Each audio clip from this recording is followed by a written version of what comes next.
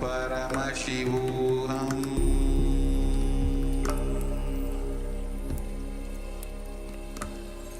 Om Nityananda Paramashivoham.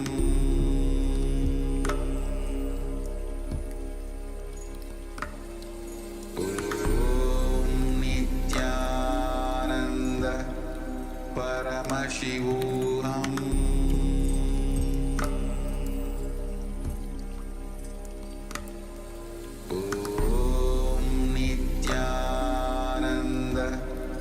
Paramashivoham.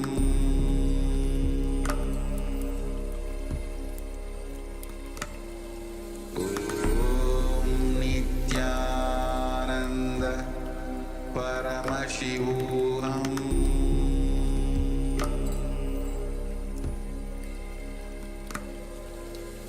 Om Nityananda Paramashivoham.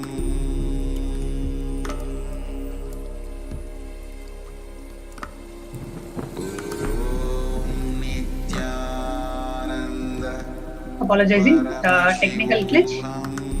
So we'll be continuing playing the video where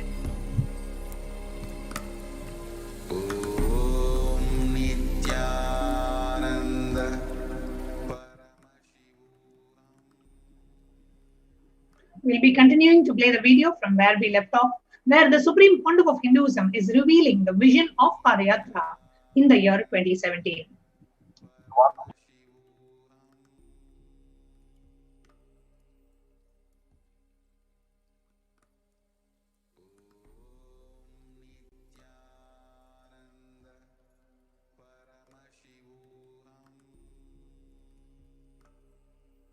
Visualization.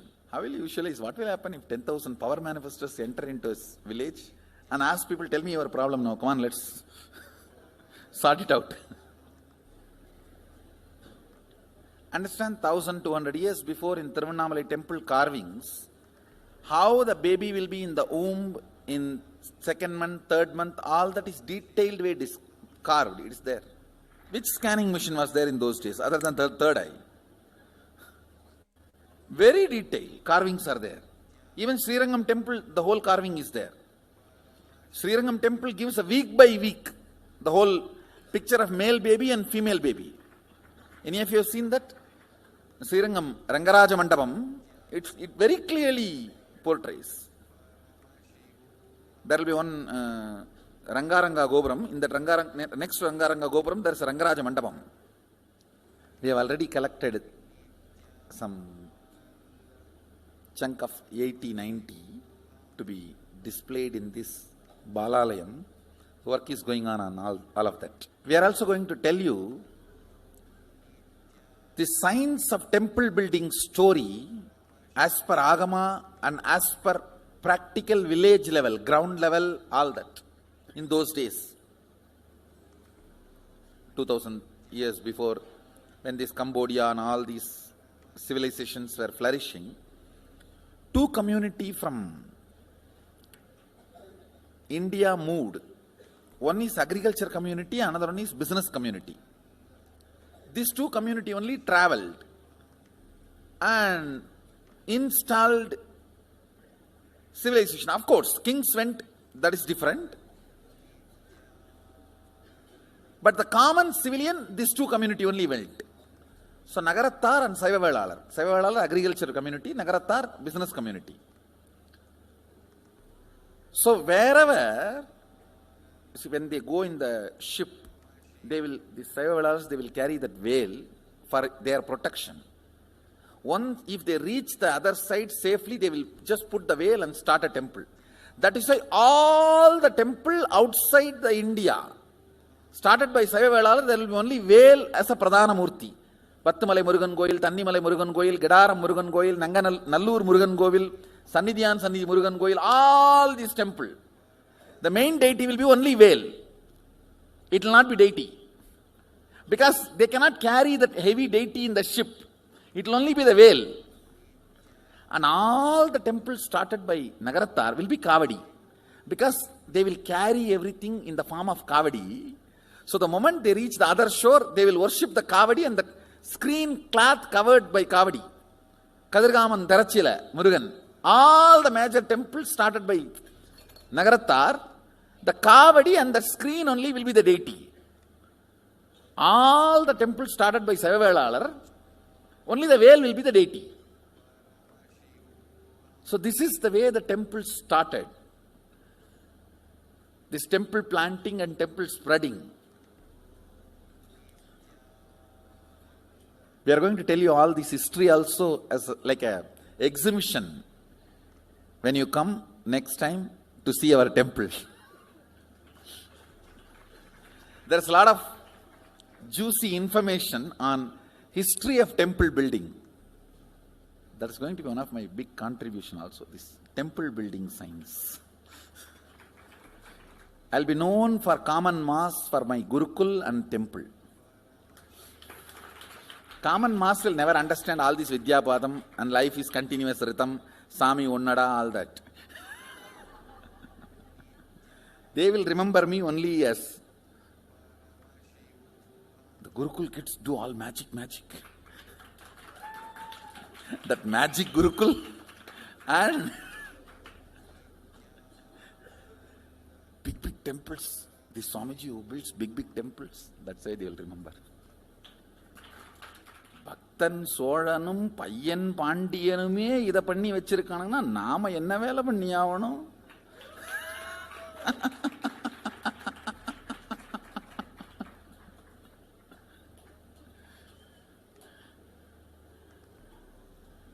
இல்ல நாமே வந்து போனோம்னு மறந்துடுவானுங்க மனுஷ பசங்க.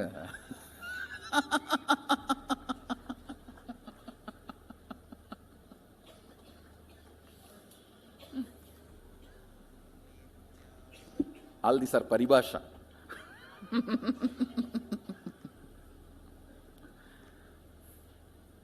Paribhasha means, these horse brokers will have their own language. Pari means horse. Paribhasha means horse brokers all over the world, any country, the horse brokers will have their own language to do the negotiation. That is why that word paribhasha got evolved. Even now in Indian villages, these cow brokers and they will have their own language. You can't understand. You will be standing there right in front of you, they will finish the negotiation, and which you can't understand.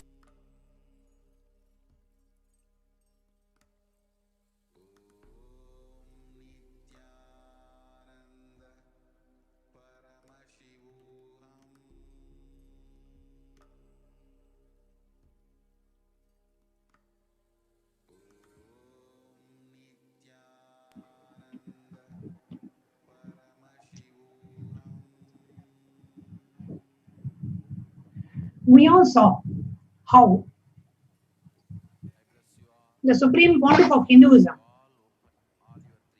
revealed very clearly the vision. Actually, the Supreme Pontiff of Hinduism has been working on it from the young age to preparing humanity for this huge cosmic deluge, for this pralaya, and had done a lot of activities, sevas and padayatras and pujas and rituals, just so that humanity can be prepared and this pandemic can be completely avoided.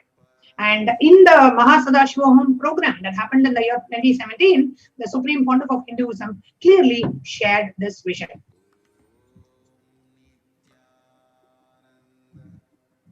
Now, since the age of 10, the Supreme Pontiff of Hinduism has been enriching people and preparing them for the Padayatra to save them from this pralaya. From that age, the Supreme Pontiff has been enriching and initiating masses into enlightenment through his powerful discourses, initiations, and darshans. We are now going to show you a series of pictures of various programs and satsangs and darshans and mass initiations given by the Supreme Pontiff of Hinduism over the years, preparing humanity to prevent this pralaya, to prepare humanity for the 2020 Padayatra.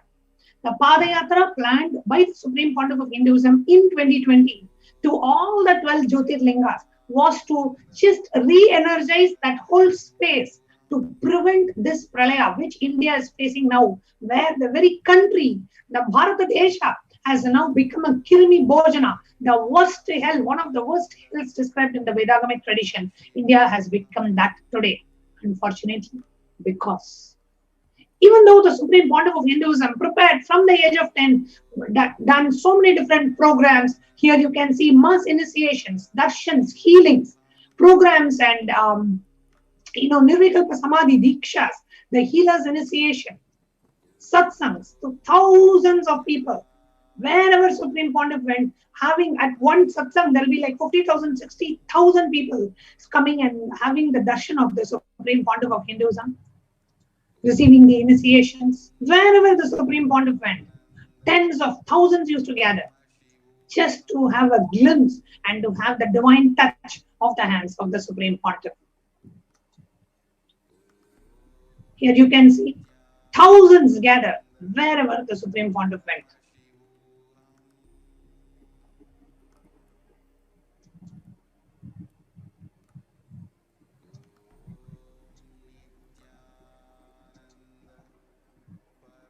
Rituals, meditation programs, dikshas, initiations, meditation workshops, the program for little kids, the Sapta Yagam, the fire rituals.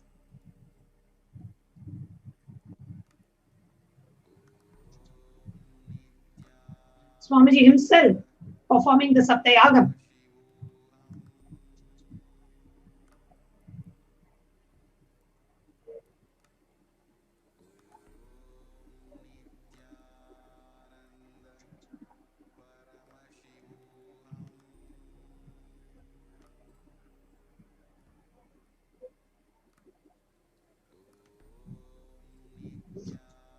Various programs, dikshas, initiations, mass initiations, preparing humanity.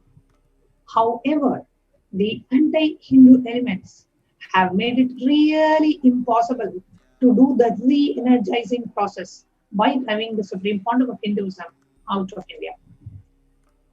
And Devi Parashakti revealed that how the pandemic hit India, where India is unable to cope up with the stress of the COVID pandemic. What is the solution? Devi Parashakti reveals. Let us watch it once again. 2022 வரை India செல்ல வேண்டாமா என்று கேட்கின்றாய். நன்றாய் தெரிந்துகொள், சொல்வதைப் புரிந்துகொள். இந்த பெருநரகமான கிருமி போஜனம் இந்தியாவிற்குள் வரக்கூடாது என்பதற்காக 2020 பாரதம் முழுவதும் 12 ஜோதிர்லிங்கமும் பாத யாத்திரை செய்திடவே என் மகன் மூலமாய் திட்டமிட்டிருந்தேன். படுபாவிகள் கோடத்தின் மாலுமியை ஊர்விட்டு துரத்தினார்கள். என்ன நடக்கிறதென்று பார். முறையாக கைலாய நாட்டின் தலைவனாக நிறை மரியாதையொடு நல் மதிப்பொடு என் நிஜாவதாரம் நித்யானந்தன் திருவடி மீண்டும் பாரதத்தில் பட்டு பாத யாத்திரை செய்த பிறகு மட்டுமே நீ அங்கு செல்ல வேண்டும். அதுவரை உன்னை காத்து செல்லாதே. ஓம் ஓம் ஓம்.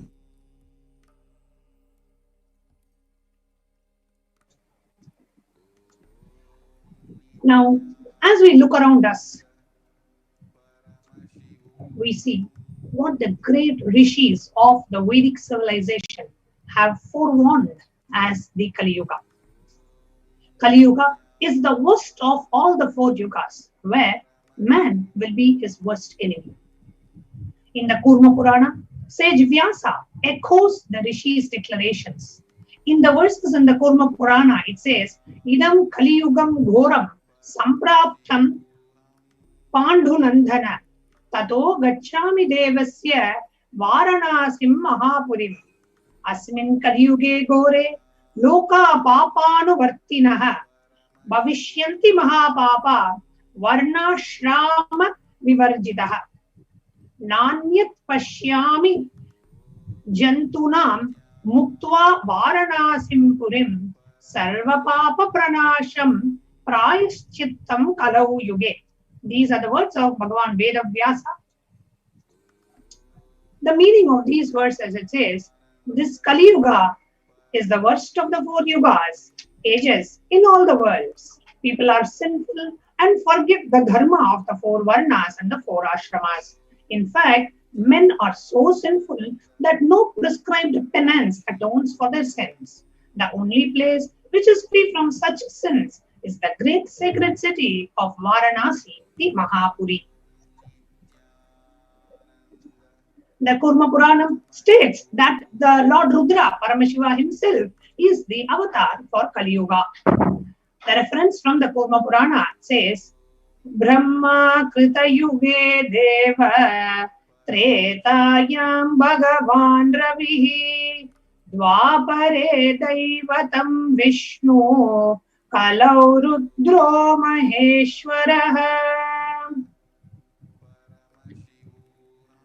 Brahma is the presiding divinity or Devata for Krita Yuga.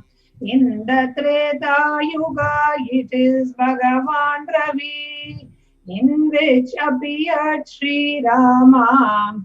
In the Dwapara Yuga, the presiding divinity is Vishnu.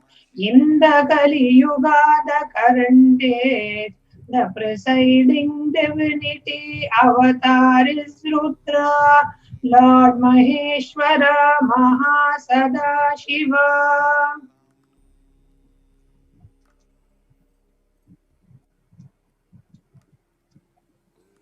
We know that in the age of Kali Yuga, Paramashiva as Rudra is going to incarnate, and he did on the 2nd of January 1978. Out of his deepest compassion to protect humanity, Paramashiva descended into the human form in the Nija Avatara of the Supreme Pontiff of Hinduism, Jagadguru Mahasannidhanam, His Divine Holiness, Bhagavan Nityananda Paramashiva. And the Supreme Pontiff of Hinduism himself said the reason for the birth in 1978. The Supreme Pontiff revealed in one of the satsangs that 1979 would have been too late. The rate of the destruction of Kali Yuga and the planet Earth is happening at such a scale, and the rate of the destruction of the Sanatana Hindu Dharma, the Vedagamic civilization, is happening in such a way that 1979 would have been late. Let us take a look.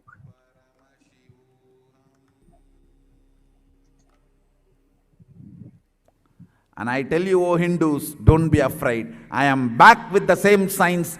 We are going to be rich.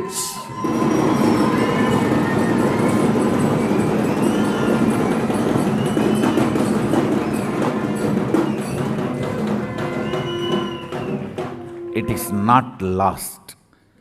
Just the last minute climax. Before it was going to be put off, I have happened.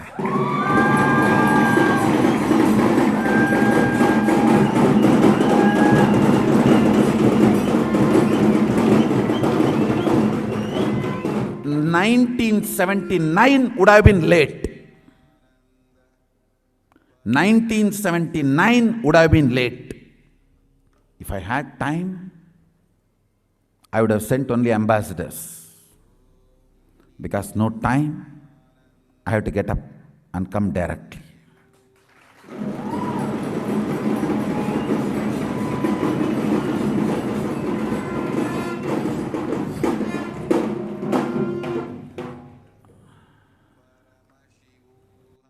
O Hindus, feel blessed. Science is not dead. It is available. I have everything needed to bring that science back to life and establish its legitimacy.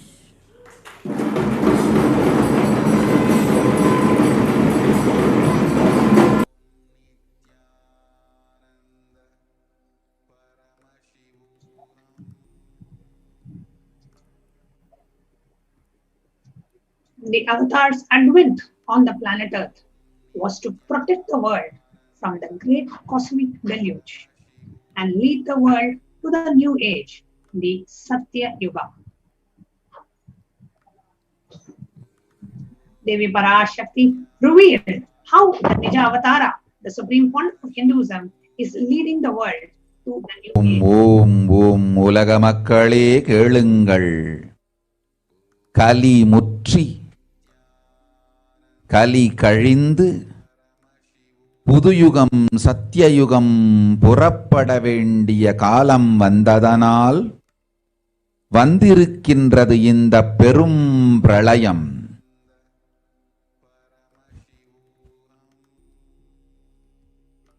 கவலை வேண்டாம் மக்களே,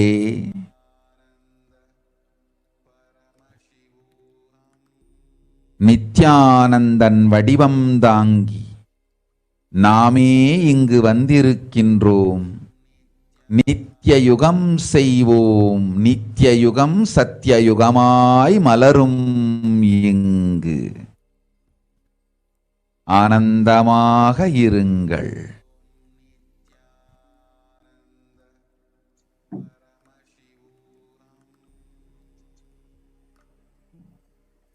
The translation of Devi Parashakti's revelations on the 30th of April, where Devi Parashakti revealed, people of the world, listen, Kali Yuga has matured and over.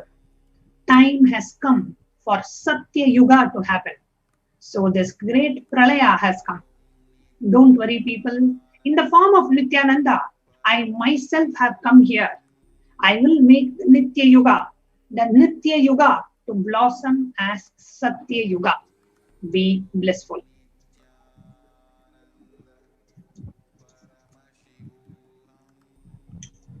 Now, in order to prepare to prevent the cosmic deluge from happening, in order to prepare for this cosmic deluge, and in order to prepare and prevent the COVID pandemic from taking its toll in India, the Avatar had planned for the Padayatra in the year 2020 for a very long time. Actually, just from the age of 10, the Supreme Pontiff of Hinduism knew about the upcoming calamity in the year 2020. Had planned a series of Padayatras, enriching events, preparing us for the 2020 Padayatra. Now, when I received the sannyas initiation in the year 2013, the Purna Sannyas initiation, at that time itself, the Supreme Pontiff of Hinduism had revealed that in 2020, all the sannyasis, about 10,000 sannyasis, will be walking in the Padayatra. That whole year, we will not be doing anything else. From Kanyakumari to Kashmir, 10,000 sannyasis, along with the Supreme Pontiff of Hinduism, will be going in the Padayatra in India.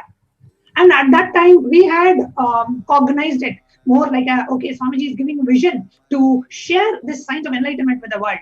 Little did we realize that this cosmic vision of the Avatar was also to prevent the deadly pandemic which is plaguing India today. And the government, the society, the people, the media, the healthcare, and all the infrastructure that we have is unable to cope up with what is happening in India today. However, the Avatar knew about it decades before.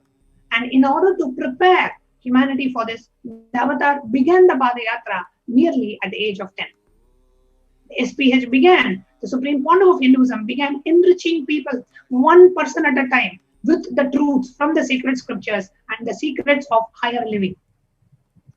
Even as SPH was 14 and 15, all of his classmates recalled the Yatra, where the SPH led them from Gudiyatham, Tamil Nadu to Tiruvannamalai, his birthplace, and a huge spiritual pilgrimage site. When Supreme Pontiff of Hinduism was just 19 years of age, all his fellow monks at the Ramakrishna Math recalled the Yatra, where the Supreme Pontiff of Hinduism led them from Chennai, Tamil Nadu to Tiruvannamalai, his birthplace, and gave them an unforgettable pilgrimage trip experience.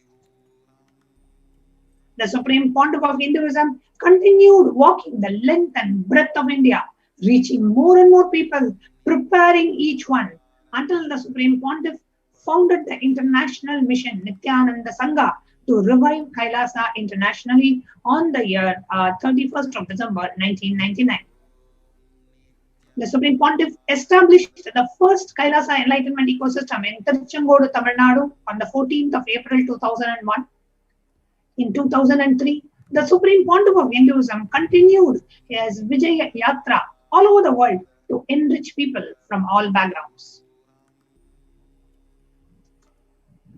With Supreme Pontiffs of Hinduism's intensity and dedication for the people, even among crowds of thousands who didn't know English, the Supreme Pontiff's voice resonated deeply and his presence moved each one to tears.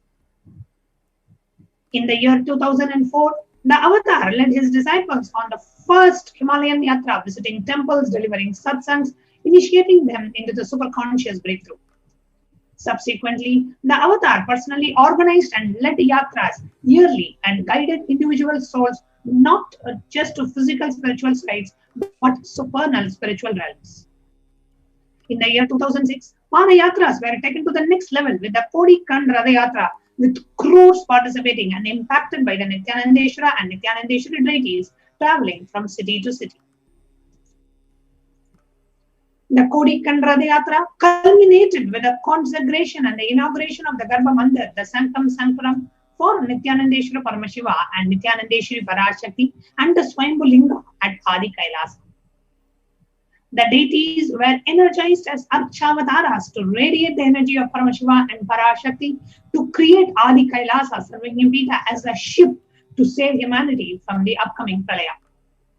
The Supreme Pontiff of Hinduism created innumerable spiritual energy centers in India and around the world as safe havens for the Great Deluge. Here you can see the picture of Kailasa. In Tiruchengodu, the picture of Adi Kailasa serving Pita and Kailasa in Hyderabad. And in the year 2008, the Avatar created and energized the Vaidya Sarovar, Ananda Linga, which would protect anyone who bathes in its waters from the deadly COVID-19 disease. This is the 21 feet Ananda Linga made out of Navapashana, which is 1008 herbs and 9 poisons which have a medicinal value, and made by the Supreme Pontiff that would protect India and millions of Indians from the deadly COVID pandemic and the disease. In 2009, Avatar held another Kodi Kand Ratha Yatra and gathered international attention, creating a movement where lakhs of Hindus re-embraced Hinduism, rediscovered Hinduism, just by having a glimpse and the darshan of the Supreme Pontiff of Hinduism.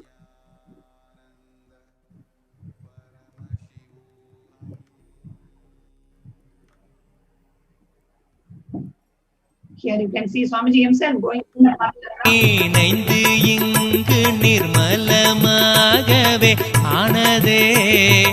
இதய சக்கரம் அனகதமும் இனிமையோடு திறந்ததே. நித்ய சத்குரு நித்ய சத்குரு நித்ய சத்குரு நித்யனே. நித்ய சத்குரு நித்ய சத்குரு நித்ய சத்குரு நித்யனே.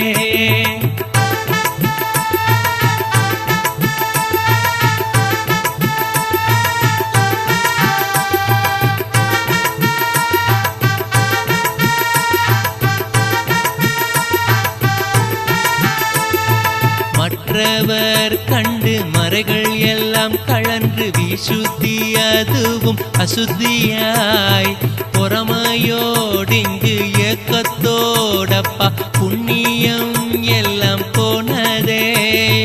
எரிந்தவயிரும் ஏக்கமும் சேர்த்து விசுத்தி அசுத்தியானதே. விசுத்தியை தீர்க்க விமலனின் பதம் விரைந்து இங்கு வரவேணுமே. நித்ய சத்குரு நித்ய சத்குரு நித்ய சத்குரு நித்யனே. நித்ய சத்குரு நித்ய சத்குரு நித்ய சத்குரு நித்யனே. ஆமை பூகுந்த எண்ணகந்தினை பொறாமை பூகாது காக்கவே. Wherever the avatar's feet has graced the planet Earth, there the seeds of superconsciousness have been sown. With 1,000+ Kailasa ecosystems serving epitaph enriching over 1 billion people worldwide, the avatar is the last hope for humanity. Here you can see the list of various serving epitaphs, enlightenment ecosystems, temples, adinams established by the Supreme Pontiff of Hinduism around the world. Adi Kailasa serving epitaph in Bangalore, India. Kailasa in Tiruvannamalai, the very birthplace of the Supreme Pontiff, birth town of the Supreme Pontiff of Hinduism. Kailasa in Columbus, Ohio, the first serving epitaph outside of India, established in the year 2007. Then we have Kailasa in Los Angeles. The Western Hemisphere headquarters of Kailasa is in Los Angeles. Then the Kailasa in San Jose. Kailasa in Seattle.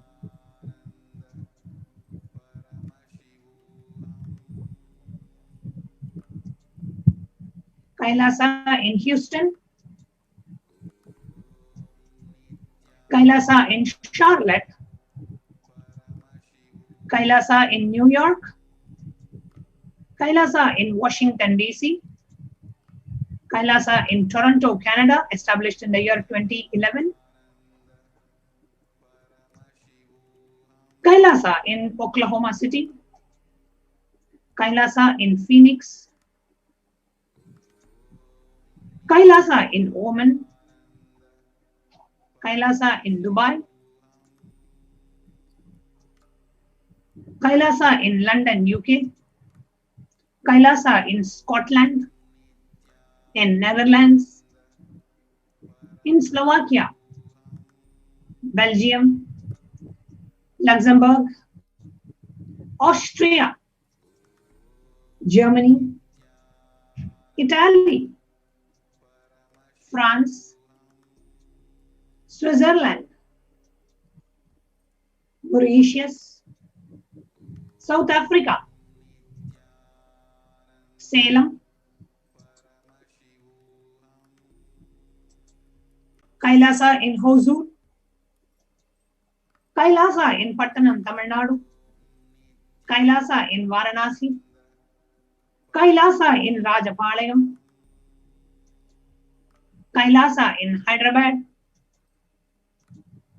Kailasa in Gujarat, Kailasa in Trivandrum, Kailasa in Alangulam, Kailasa in Tambaram, Chennai, Kailasa in Avadi, Chennai, Kailasa in Melbourne, Australia, Kailasa in New Zealand, Kailasa in Singapore,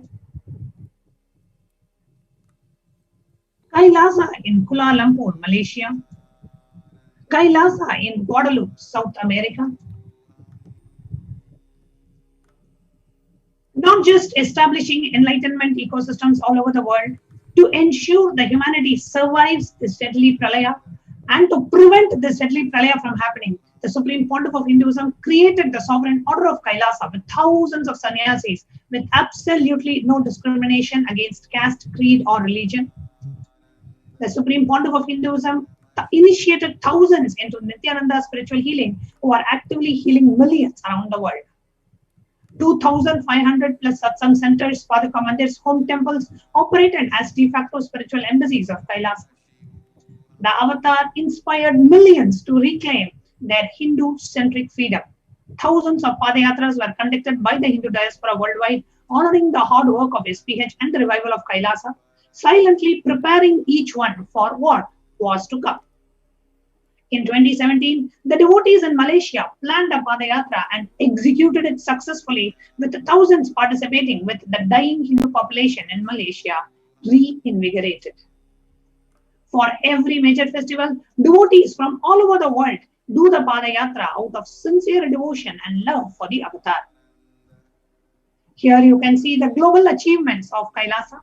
1 billion e-citizens, 26 plus years of humanitarian services, 1 billion free organic nutritious meal, served, and continuing to be served, a diverse global population in 347 cities and 196 countries across 6 continents. And the Supreme Pontiff has established the world's largest Hindu university, established in the US, Canada, UK, Slovakia, Switzerland, and France. The world's greatest Hindu digital nation with over 1 billion views spread across the web, internet, the social media, and the online applications. And 1 billion e-citizens in over 100 countries with the most successful communities in the world. The global initiatives initiated by Kailasa are the initiatives in the field of health, holistic health, education, and the development of human potential, sharing the practical applications of Hinduism and its signs of enlightenment through which we have made and achieved great breakthroughs. Hindu diplomacy through foreign aid. Sri Kailasa Uniting Nations, 26 years of achievements here you can see in the field of global peace, education and children, equality, and the food environment. These are just to name a few. There are 108 global causes that Sri Kailasa is fighting for, the Kailasa Uniting Nations. Free education offered in 150 plus countries. The Nityananda Hindu University is the world's largest Hindu university. 487 extended campuses in 150 plus countries. Free education offered to 20 million children and youth, and more than 7,000 courses. 1 billion free meals served and continuing to be served, with the vision of the Kailasa and the Supreme Pontiff of Hinduism has been no hungry home. And so Kailasa has initiated various services including annadans, organic agriculture, etc. We have offered 1 billion free meals so far. And Kailasa offers free food in 197 countries. 3.5 billion people do not have access to safe medical care. Kailasa has provided free medical services for millions of people worldwide. 1,000 plus spiritual references engaged for yogic techniques such as asana, dharana, kriya, pranayama, and much more. 2 Guinness Book of World Records for the largest rope yoga and the largest pole yoga sessions, and 6,000 plus hours of courses on yoga, detoxification, and health available in the Nityananda Hindu University Learning Management System. The Kailasa's Sacred Arts University has produced more than 4,000 Hindu deities, and which are now consecrated and worshipped in across 600 locations around the globe. 3,270 deities just made out of stone, 400 plus metal deities and 100 plus marble deities, and 15 traditional wooden chariots. 1,000 plus Hindu vessels, puja items used for enlightenment ecosystem. The world's largest Hindu library. 1 million palm leaf scriptures collected, preserved, and made available to the world for free. Kailasa's Nityananda Hindu Library has developed the world's first exclusive Hindu library management system based on ancient Vedic scriptures classification tree. World's largest Hindu digital library with more than 1 million digital palm leaf scriptures, and the world's largest collection of Kashmiri Shaivism. With the Supreme Pontiff of Hinduism's hard work in the past 26 years, inspiring millions of people one at a time, preparing them to stand together to protect humanity. The Supreme Pontiff of Hinduism announced the plan to traverse again on foot from Kanyakumari to Kashmir to re-energize the Jyotirlingas to protect India from Pralaya. As a preparation for that, in the year 2018, the Supreme Pontiff of Hinduism, to begin the re-energizing of the Jyotirlingas, the Avatar began visiting temples in earnest to start the intense spiritual process. While the Avatar was working hard to protect India from the great destruction, the anti-Hindu elements and the forces tried their best to halt the Avataric mission since the year 2000. After years of pouring energy into making of the only ship that would save humanity, the captain was driven out of the ship. Militants and anti-Hindu forces followed him for 2 decades, instigating the deadliest and the brutal attacks against a single Hindu leader. Since 2009, the Supreme Pontiff of Hinduism has survived 70 assassination attempts, incessant lawfare, and repeated attacks against him and the disciples. With the media entirely owned by the anti-Hindu nexus, the truth never had a chance to come out. 12,000 hours of hate speech flooded the internet and was broadcasted on the media to incite hatred and character assassinate the Supreme Pontiff of Hinduism. Fabricated false cases were filed against the Supreme Pontiff to meekly justify his illegal arrest and to execute as a state-sponsored plan to eliminate the Supreme Pontiff. In 2018, the Avatar was forced to leave India after a nearly fatal assassination attempt.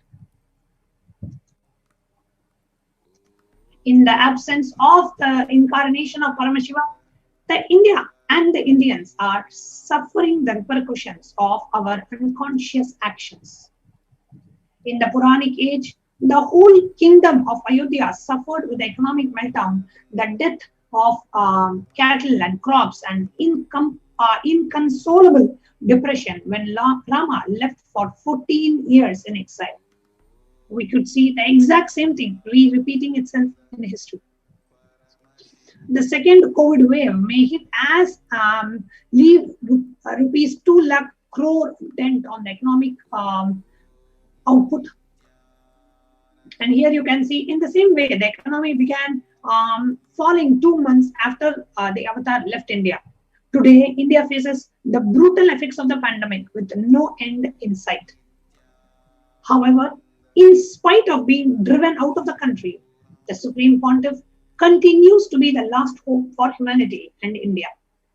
Over the last year, the Supreme Pontiff of Hinduism has expanded the service of Kailasa to millions more in India.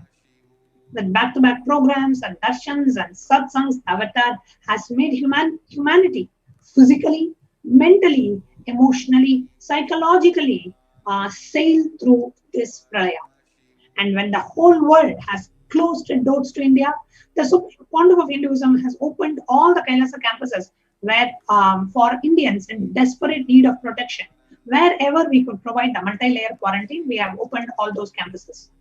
Here you can see the whole Adinam is getting prepared to receive thousands of people to come and protect themselves from the pralaya by living in Adi Kailasa. The Guru Gita, there is a beautiful verse which says, Kedang Grikamala Dvandvam Dvandvatapanivarakam Tarakam Sarvada Patmaha Shri Gurum Pranamamyaham. Salutations to the Guru who holds to lotus feet, remove the pain of duality, and who always protects one from calamities.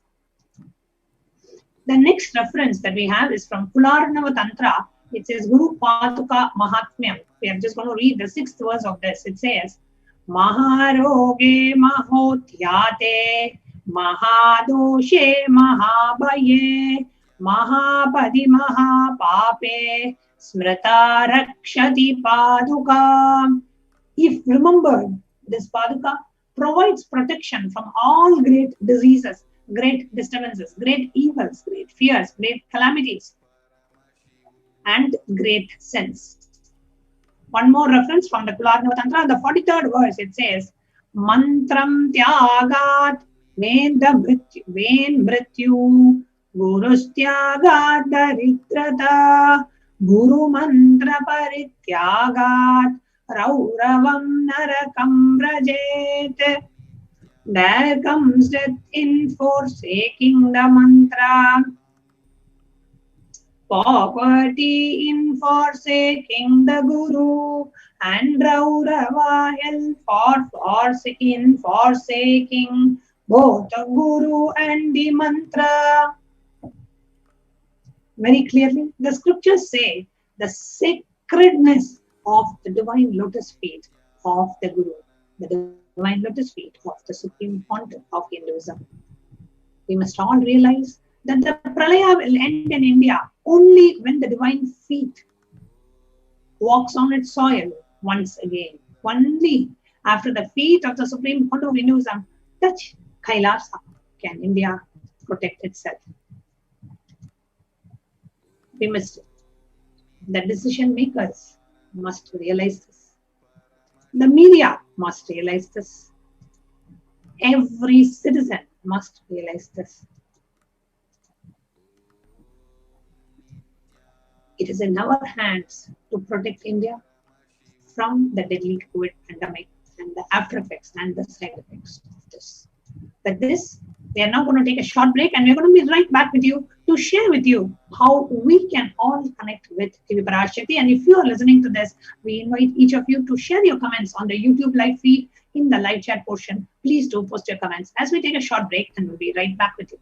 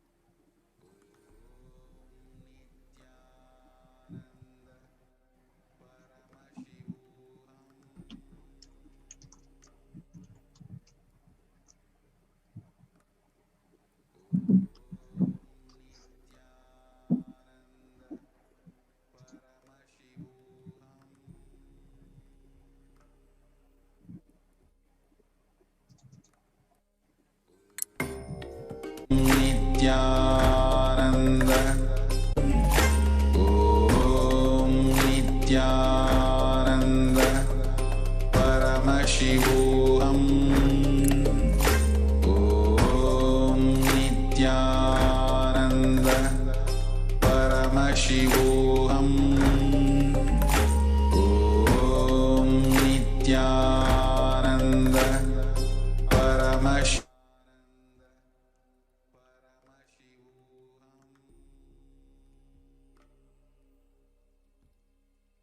Just be alive for next 3 years. Don't die within next 3 years.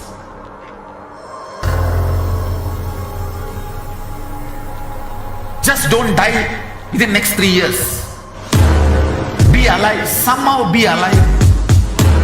I'm working sincerely. I will reach you somehow. Somehow I will reach you. It's my commitment to humanity.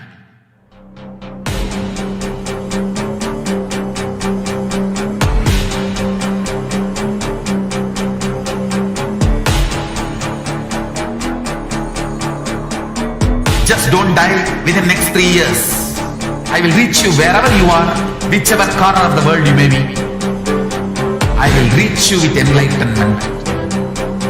You manifesting the space, state, powers, being, Paramashit. It is possible, and it is possible for you.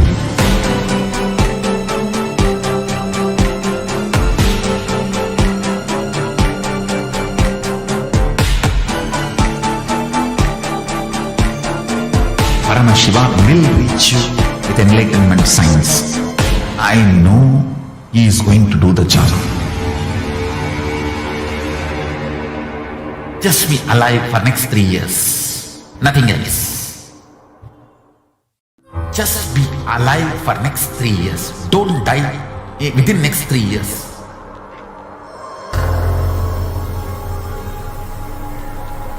Just don't die within next 3 years. Be alive, somehow be alive. I'm working sincerely. I will reach you somehow. Somehow I will reach you. It's my commitment to humanity.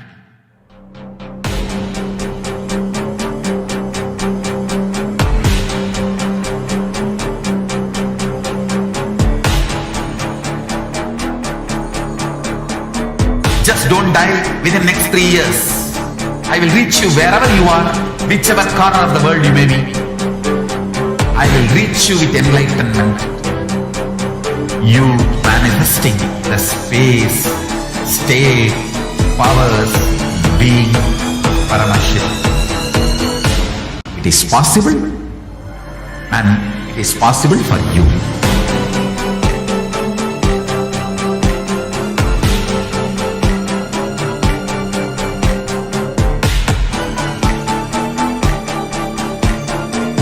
Paramashiva will reach you with enlightenment science.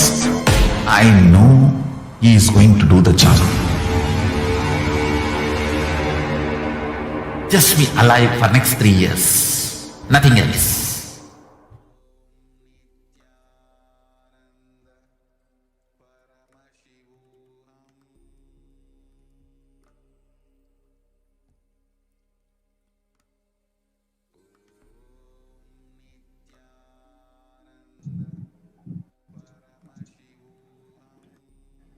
Welcome back, dear viewers. And now, in the next segment of today's program, we are going to share with you what are the various different offerings that we have for Devi Parashakti. How can you connect with Devi Parashakti? The first is the offering of Devi Hundi, where Devi is fond of true devotion and can be realized only through true devotion. She can be won over through true devotion, and she removes all the fears.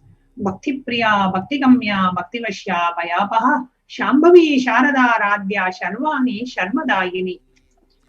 So Devi is the one who removes all the fears from the minds of the devotees. So all we need to do is just connect with Devi Parashakti.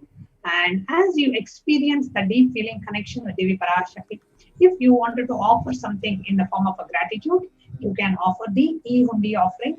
You can go to tiny.cc/Devi-e-hundi, or you can go to the YouTube live chat and directly offer the contribution through the super chat or the super sticker option, which we will be demonstrating it to you in just a few minutes.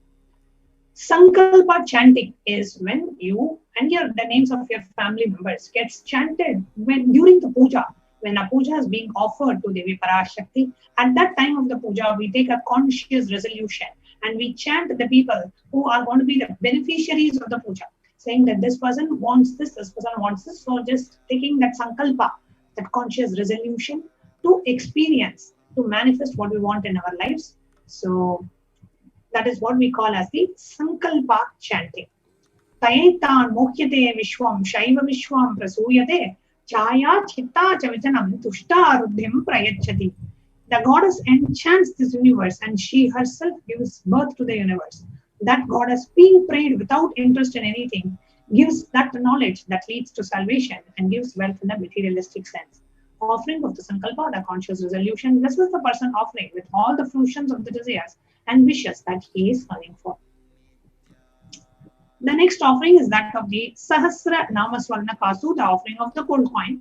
Nama Parayana Prita, she who likes the repetition of her various names.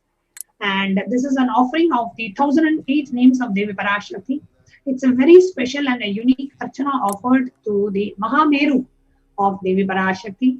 Offer a gold coin inscribed with each of the 1008 names and receive the blessings of Devi Parashakti to manifest all her imperishable qualities, the Ananta Kalyana Gunas. The next offering we have is that of the Mukta Anguti, the finger ring with a pearl.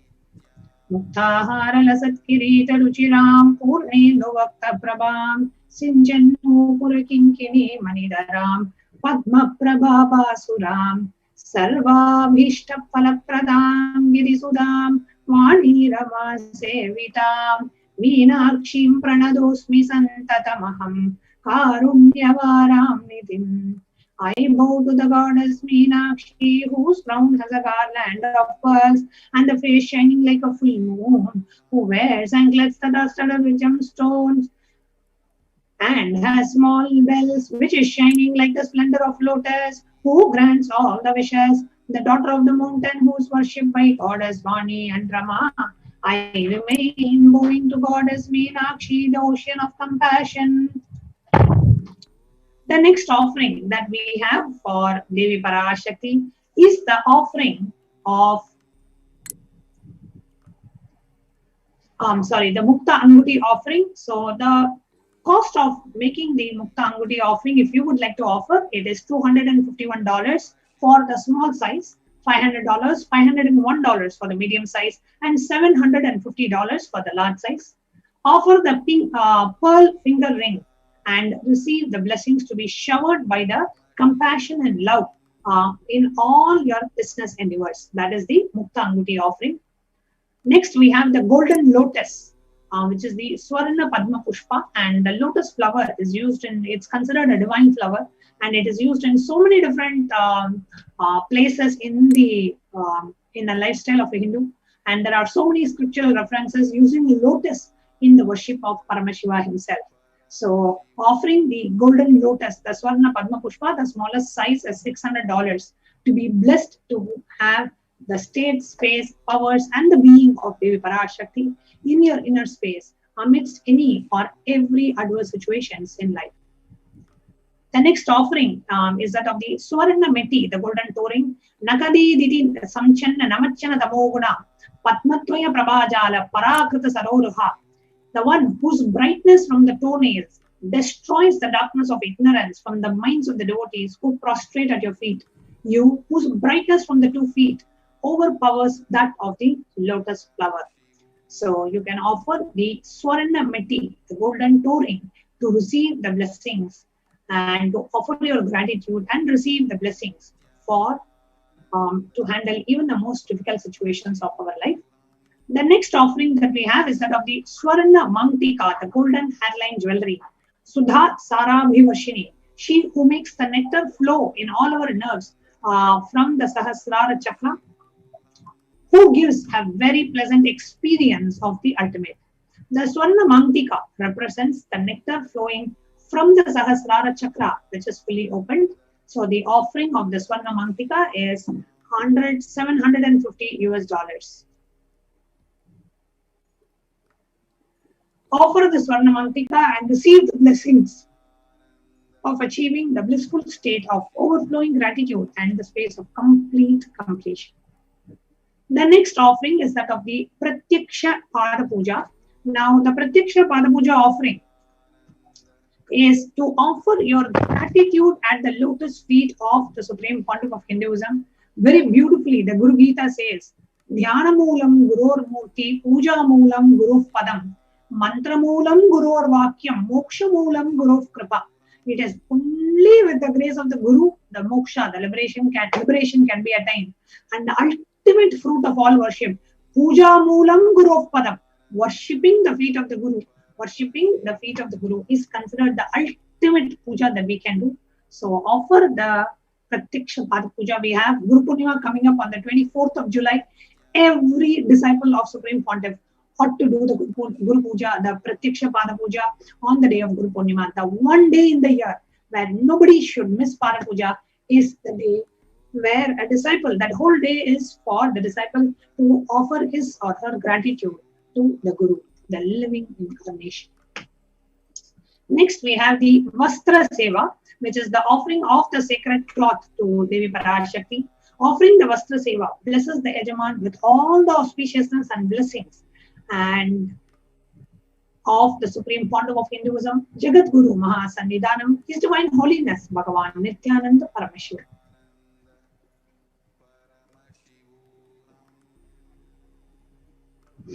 So here you can see the list of various offerings. E-Hundi offering can be any size. Then we have the Sankalpa, the chanting, which is just $1. And we have the Devi Sahasranama Kasu, which is the 1008 names of Devi inscribed in the coin. Each coin has a different name. It has 3 different sizes. It has $75, $151, and $251.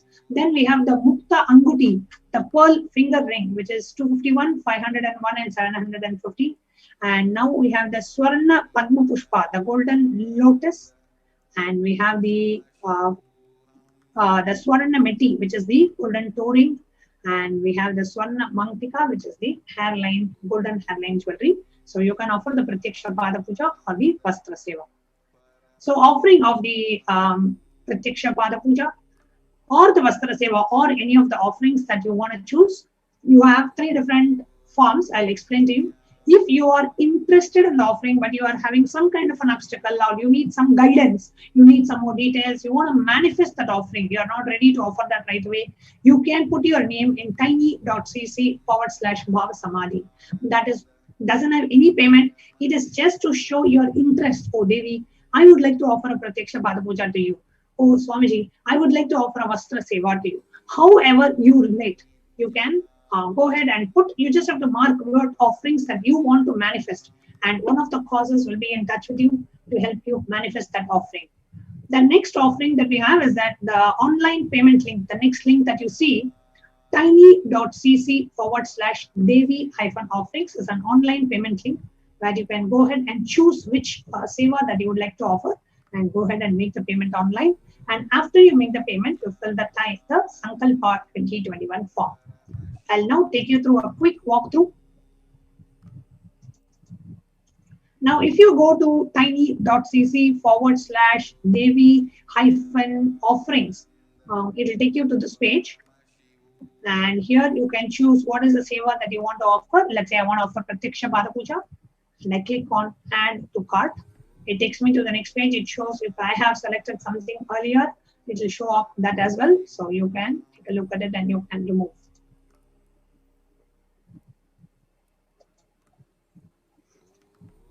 So here you have the Pratyaksha Pada Puja offering. And if you want any other offering to be added, so you just go back and let's say I want to offer the Sankalpa chanting as well.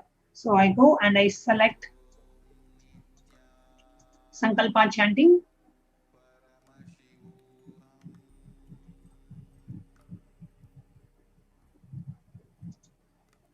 And I want to do it for 5 of my family members. You just choose 5 here. And you click on Add to Cart. So it will add $5 to the cart for the Sankalpa chanting for 5 of the family members. And $1,008 for the Pratyaksha Pada Puja. I click on Proceed to Checkout. And in the Proceed to Checkout button, you will be given, you enter your billing details, and then you enter your credit card details. And you click on, I have read and agreed to the terms and conditions. On the right side bottom, you click on Place Order. The next we have is that of the Sankalpa form, which is you go to tiny.cc/Sankalpa 2021. And here you fill the Sankalpa form where you enter the names of the family members whom you want to be chanted in the Sankalpa offering. So you go ahead and fill the Sankalpa form and fill out the disclaimers, enter the payment details. You come down and the offering for Devi Parashakti Akashik reading. So you choose that. You scroll down and you click on the next button. As you click on the next button, it takes you to the next page where you choose exactly saying I'm offering Pratyaksha Pada Puja and the Sankalpa chanting, and then you enter the names of the family members whom you want to be chanted for each of the offerings that you are making. Like say you're making 2 offerings, you can have a different set of family members' name for one offering and a different set for the other, or you can have the same for both. Then for those of you who want an easy option to actually offer the e-hundi offering or any kind of a donation that you want to do, or a guru dakshina that you want to do, an offering out of gratitude that you wanted to do, all you have to do is go to YouTube live chat. We have a very simple option which any of you can avail.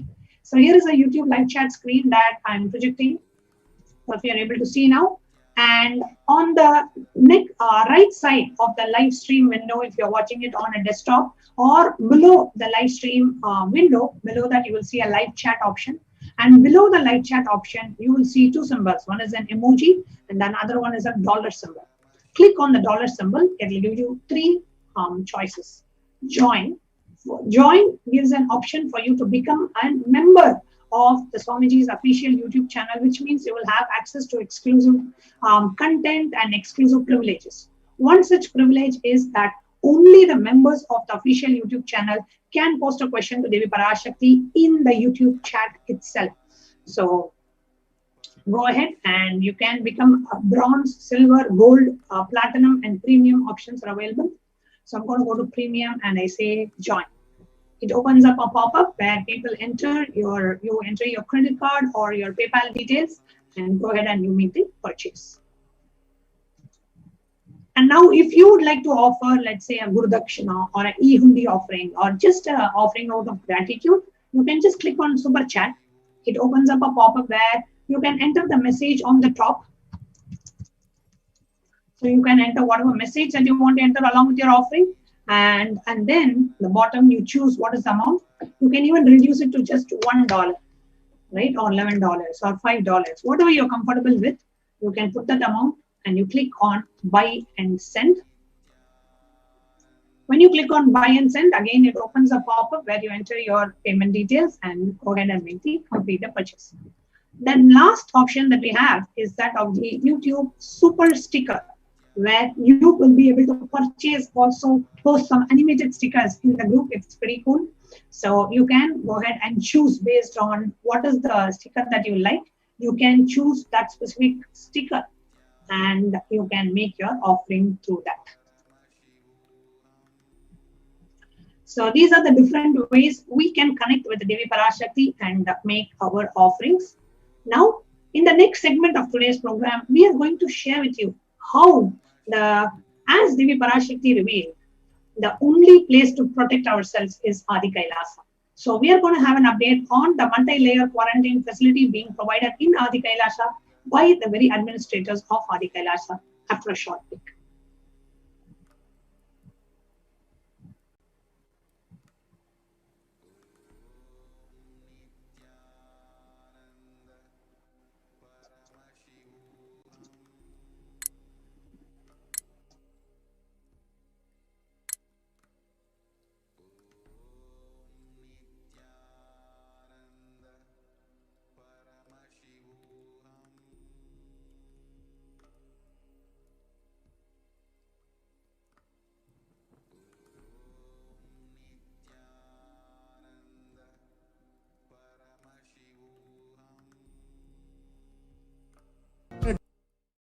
The science of helping every individual from every cultural, religious, nationality background.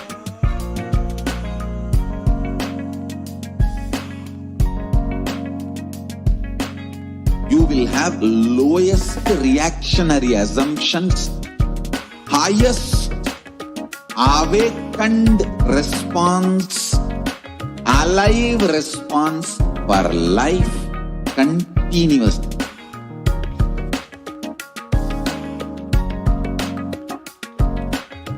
Kailasa is enlightenment ecosystem, literally enlightenment itself in your own home, wherever you are. Proper offer customized spiritual service, helping you to complete with your life negativity, withdrawal from life, self-hatred, self-denial, self-doubt, so much of tiredness, laziness. We can support you, aligning your diet, your attitude, your aptitude, your understanding about life. We can help you with everything.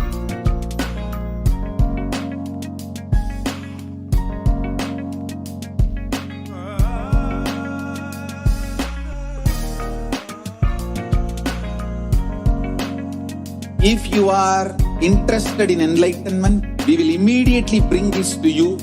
If you are not interested, we will explain the whole science, inspire you and make you interested in enlightenment science. We need to cater this enlightenment science to the whole world wherever they are, because enlightenment is the birthright of all human beings.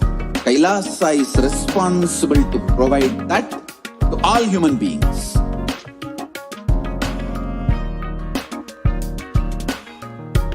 Kailasa is the totality of the knowledge I received from my gurus and practice manifested in my life, perfected by teaching millions of people from all cultures, time zones, backgrounds, genders, nationality, race, from every creed.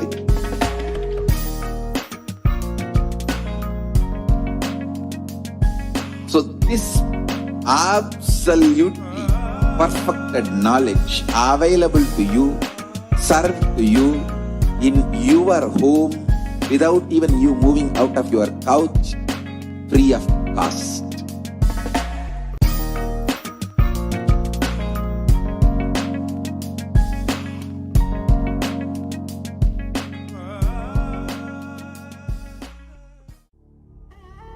What I mean by the word Kailasa, listen intensely.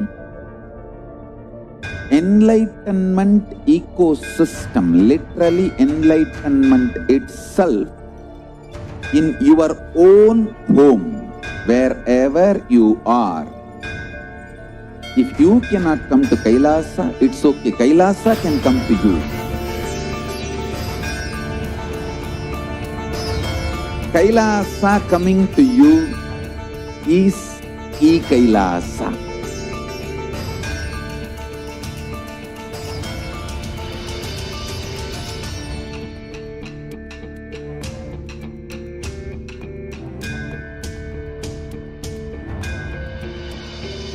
I will revive Hinduism. I am a Hindu revivalist, not by any revolution, but by evolution.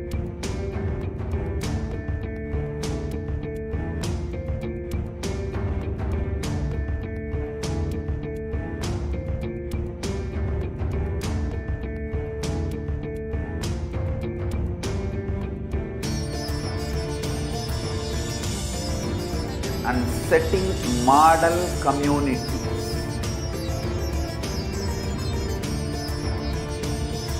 Kailasas, enlightenment ecosystems, Sarvanya Pitas all over the world.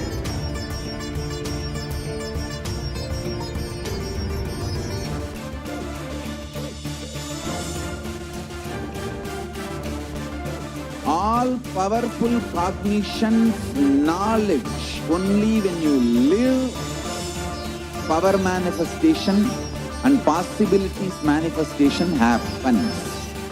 This is a fundamental truth.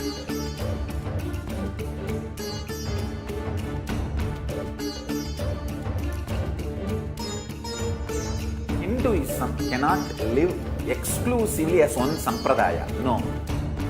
All sampradayas of Hinduism is an ecosystem.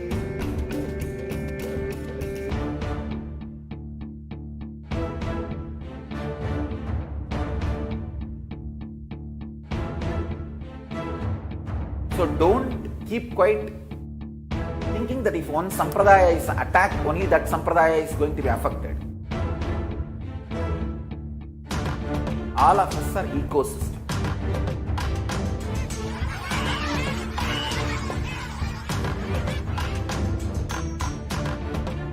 I invite all of you to get involved and enjoy Hinduism by the principle of Dharmo Rakshati Rakshitaha.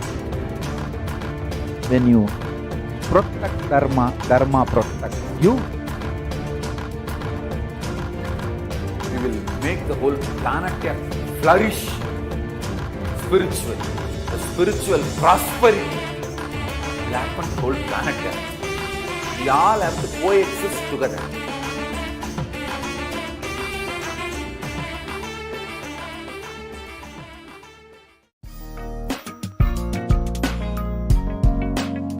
We get you health. We get you ability to build beautiful relationships in your life. We get you direct spiritual support, and we make sure you become wealthy.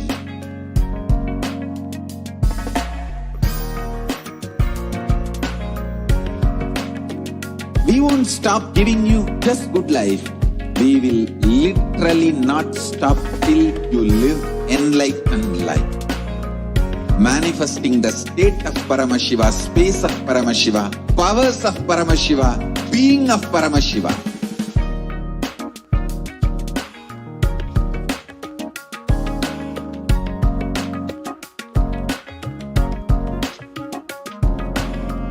Whole world should become Kailasian. I want the whole world to know Hindus have something great to contribute to the world.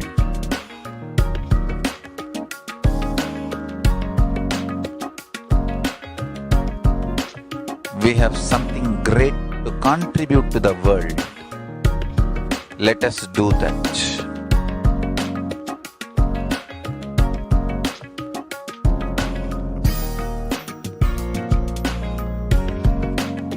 Kailasa is proper customized spiritual service helping you to identify your root patterns of suffering.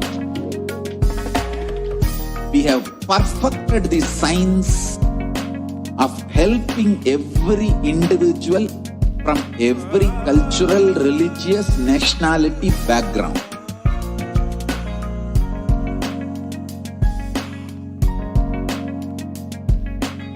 You will have lowest reactionary assumptions, highest awakened response, alive response for life continuously.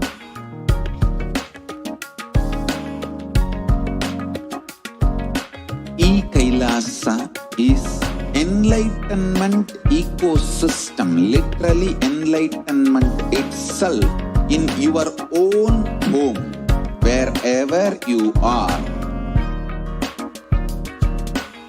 Proper customized spiritual service helping you to complete with your life negativity, withdrawal from life, self-hatred, self-denial, self-doubt, so much of tiredness, laziness.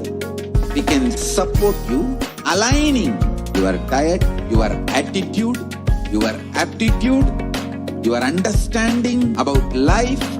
We can help you with everything.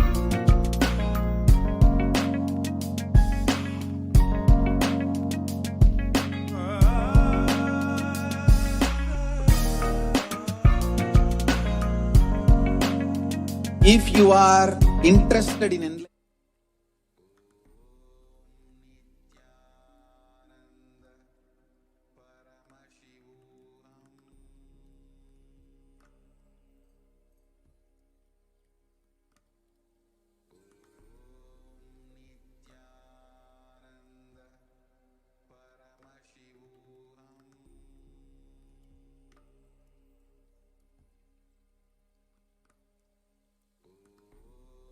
Just be alive for next 3 years. Don't die within next 3 years.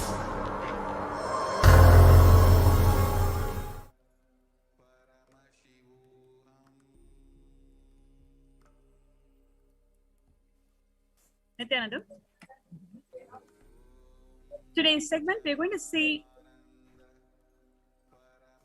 the COVID care protection that is happening for the animals and the environment in Adi Kailasa Sarvangapita, which is the last ship that the Supreme Pontiff of Hinduism, Jagadguru Mahasanidhanam, His Divine Holiness Swamiji, has prepared for the whole humanity to protect themselves from COVID. So let us look at some of the stats today. In a first Bronx Zoo tiger, Nadia tests positive for COVID-19. COVID-19 is just not for human beings alone. It is for animals also. And you can see here the tiger that had developed dry cough and loss of appetite. These symptoms were shown and it was tested positive for COVID-19. And it is believed to have contracted the virus from a caretaker who was asymptomatic at the time. And similar stories we can see from Virginia Zoo, where 2 tigers were tested positive for coronavirus, and they had shown mild respiratory symptoms at the Virginia Zoo in Norfolk. And we can see the same stories, similar stories being repeated in 2 Malayan tigers. And then we have the updates from Chennai Vandalur Zoo in India, where 9 lions were tested positive. And one of the lioness has died of suspected coronavirus infection.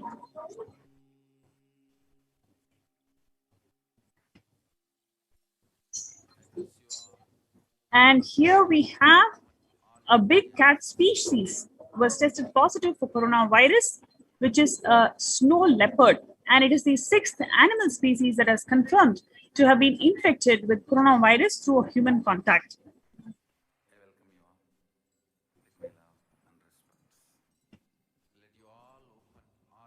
And then we have one more lion, second lion in the Indian Zoo, dies of COVID-19, and 10 more still being treated for infection. So more coronaviral infections are observed in the Vandalur Zoo, especially for the animals. Then you have 4 lions at Spanish Zoo were tested positive for COVID-19. The gorillas at San Diego Park test positive for coronavirus.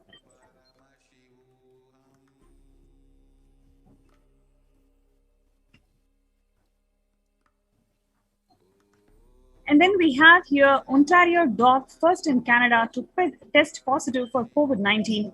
But the researcher says that there are likely more. An Ontario dog living with 4 human COVID-19 patients is the first dog in Canada to test positive for the virus. But the researchers say that the discovery doesn't mean pet owners need not worry. And here we have 23 dogs in Washington test positive for COVID-19 antibodies.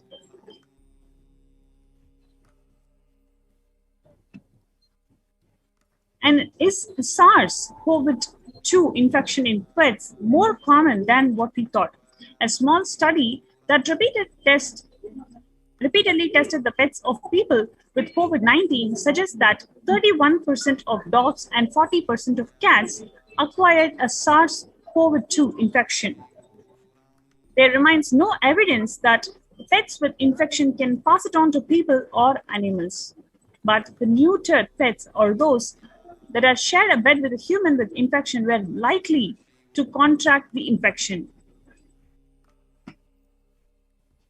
So what we have seen in this segment is the shocking facts and revelations that the animals who are in touch with humans through asymptomatic carriers or through active carriers, they also do develop the infections. And many of the rare species have already died because of the COVID infections. And what is the contributions from Kailasa's Department of enlightened civilization in terms of how we protect the animals and how we treat the animals as living beings. Let us see a short segment on the contributions from the Supreme Pontiff of Hinduism in Department of Enlightened Civilization. So we have these global services under the Kailasa's Department of State, which is saffron Om, red Om, blue Om, white Om, yellow Om, and green Om.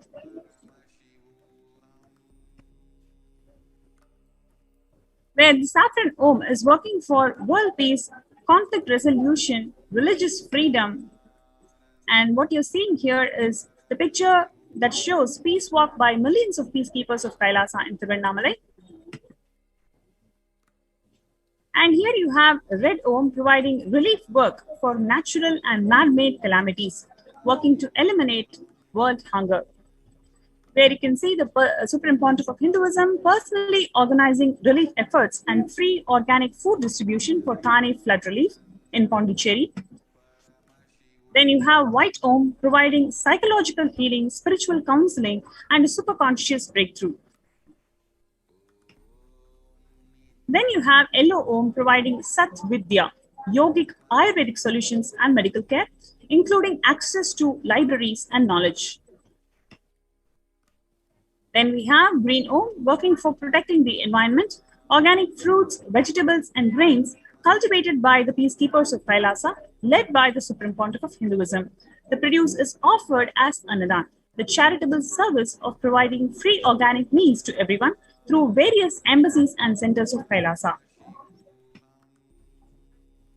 Then you've got blue Om working for animal rights and prevention of cruelty towards animals. In Hinduism, cows are worshipped and endeared as Gau Mata, which embodies 330 million deities and is a form of the cosmic mother. Picture shows the Gau Mata with her car spending time with Balasans of Nityananda Gurukul of Adi Kailasa.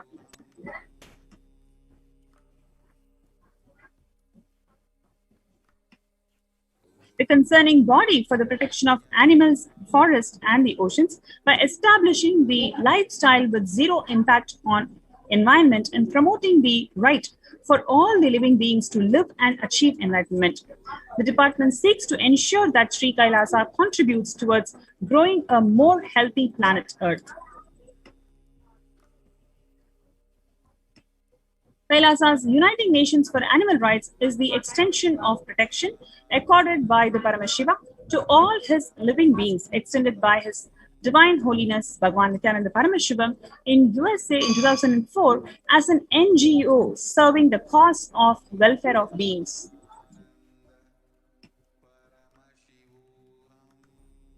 Now, let us see how is Kailasa working on protecting animal rights. Now, we're going to look into the Kailasa's Gau Mandir project that is envisioned to restore, revere, and culturally impart the knowledge of importance of cows as Gau Mata, raises the cow's status to Mandir and addressed it as Nityananda Go Mandir. And Nityananda Go Mandir is a Goshala established to bring back the glory of desi breeds of cows of Bharat that are bred and developed by our great rishis of Vedic era to nourish and serve the ritual needs.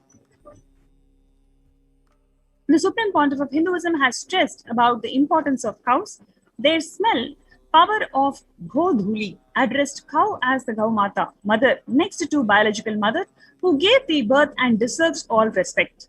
He has been campaigning the vegetarian lifestyle for planet, going against the greedy, violent factory farming, and is bringing back the glorious agrarian-based society of Vedic era of Bharat. The Nityananda Go Mandir project is maintained by the funds raised by the donations from Gaudan, Go Seva, Nitya Go Puja, offerings from Sarvanya Pita. Swamiji has envisioned 5,000 plus daily cows in Nityananda Goshala and showcasing to the world as the best Goshala and a place for the happiest cows, kept as per the Vedagamic instructions. Milks from the desi cows are used for rituals and Abhishekam of Sri Nityanandeshwara Paramashiva Devalaya and it is consumed by Gurukul and Annalaya in Bangalore.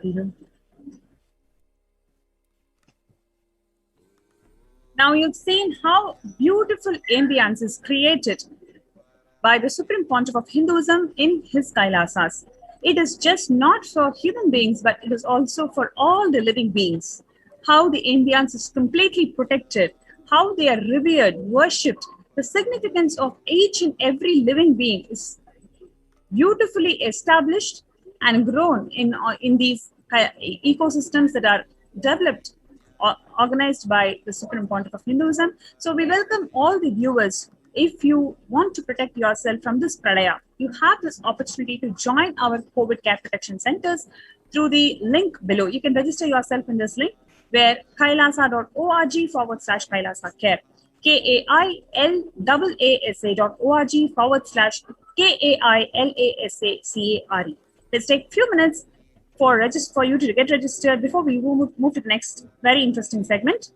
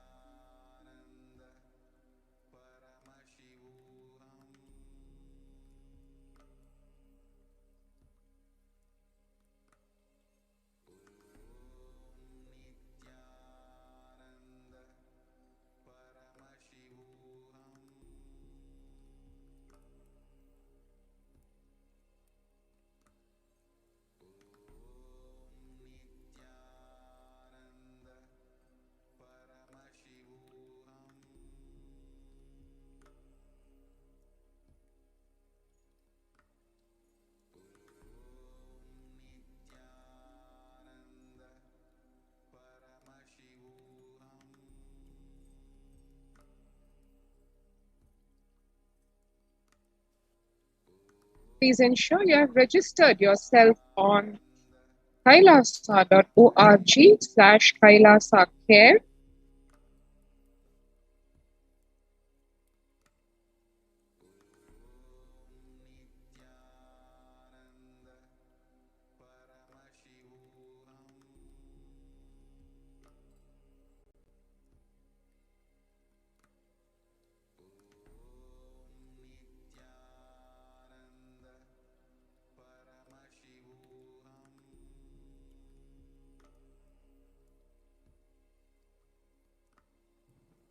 Just be alive for next 3 years. Don't die within next 3 years.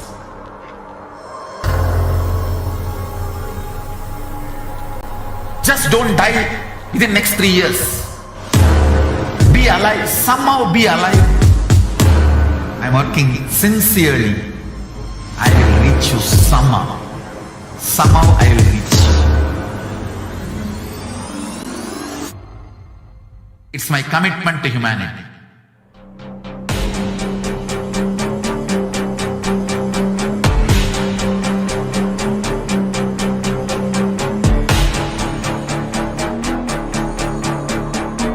Just don't die within next 3 years. I will reach you wherever you are, whichever corner of the world you may be. I will reach you with enlightenment. You manifesting the space, state, powers, being, Paramashiva. It is possible, and it is possible for you.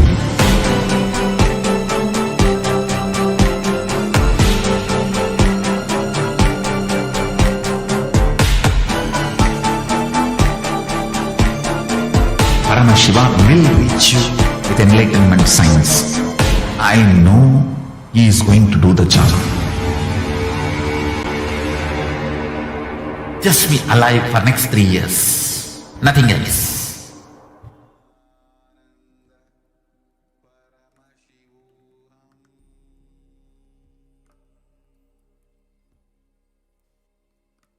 And welcome back.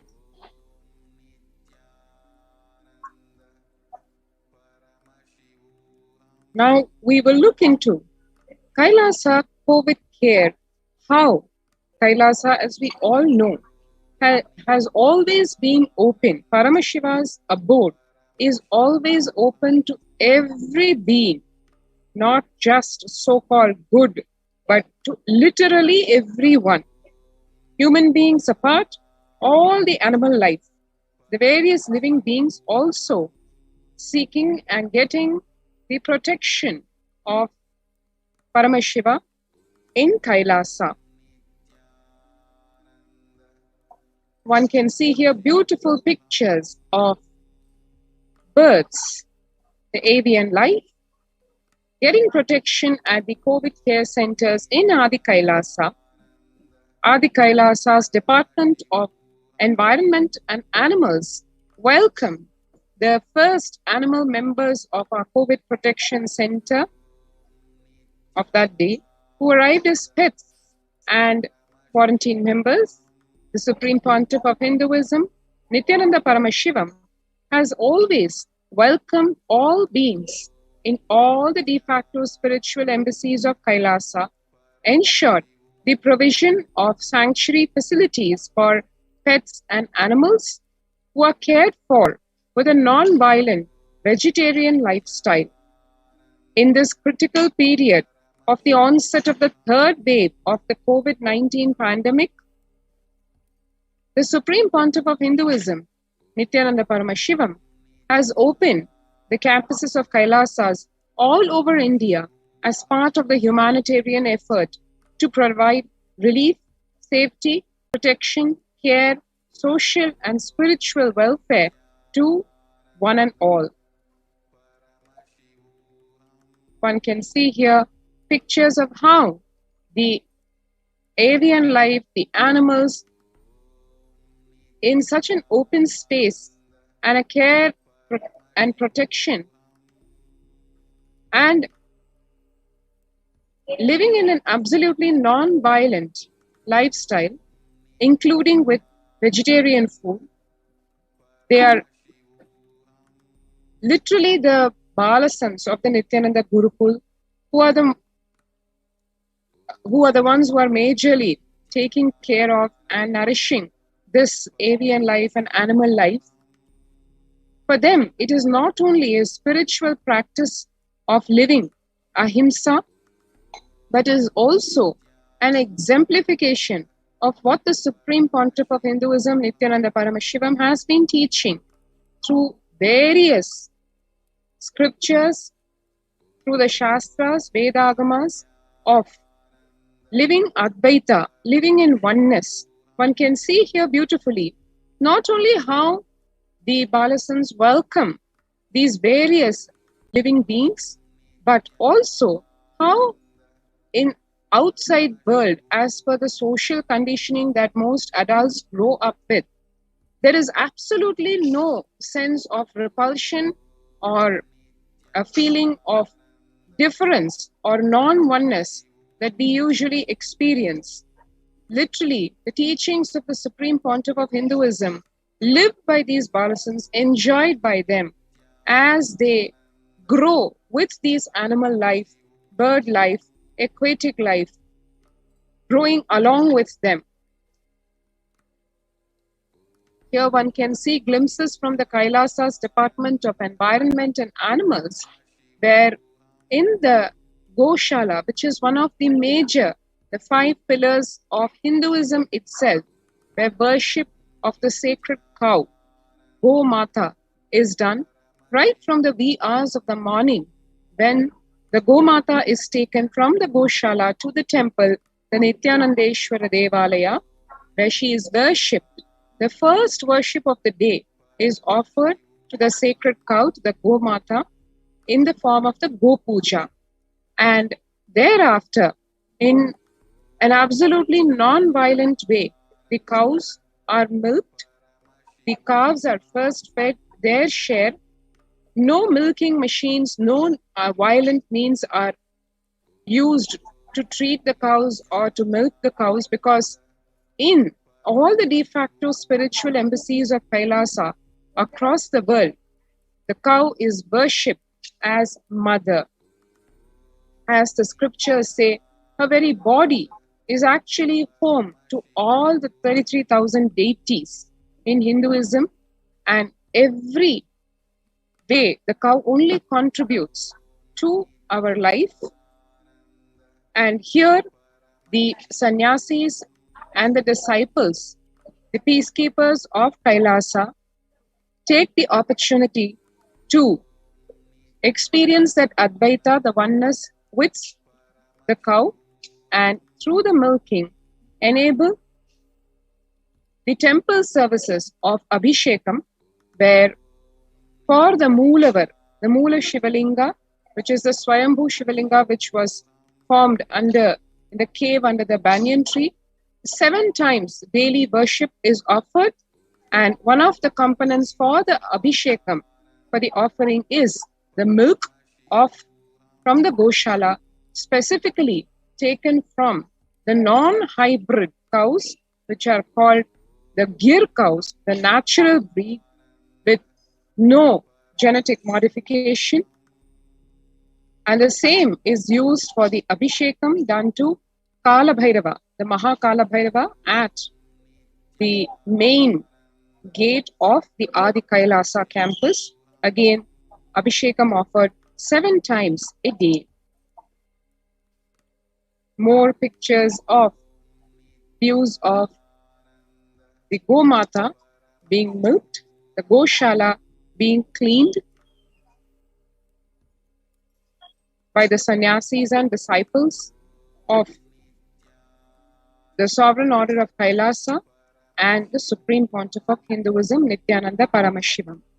Similarly, Kailasa's COVID care protection and preventive centers in various de facto spiritual embassies across India. One can see here Kailasa in Thiruvannamalai, in Arunachala Sarvajna Peetham,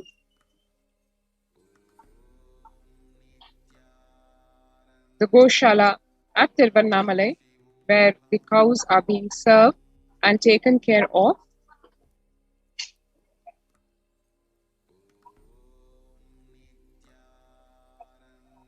So, if you want to avail of this COVID care protection facility, which Devi Parashakti has revealed and keeps reminding multiple times about the seriousness of the 3rd wave, which onset is expected around the September of this year, do not take it lightly.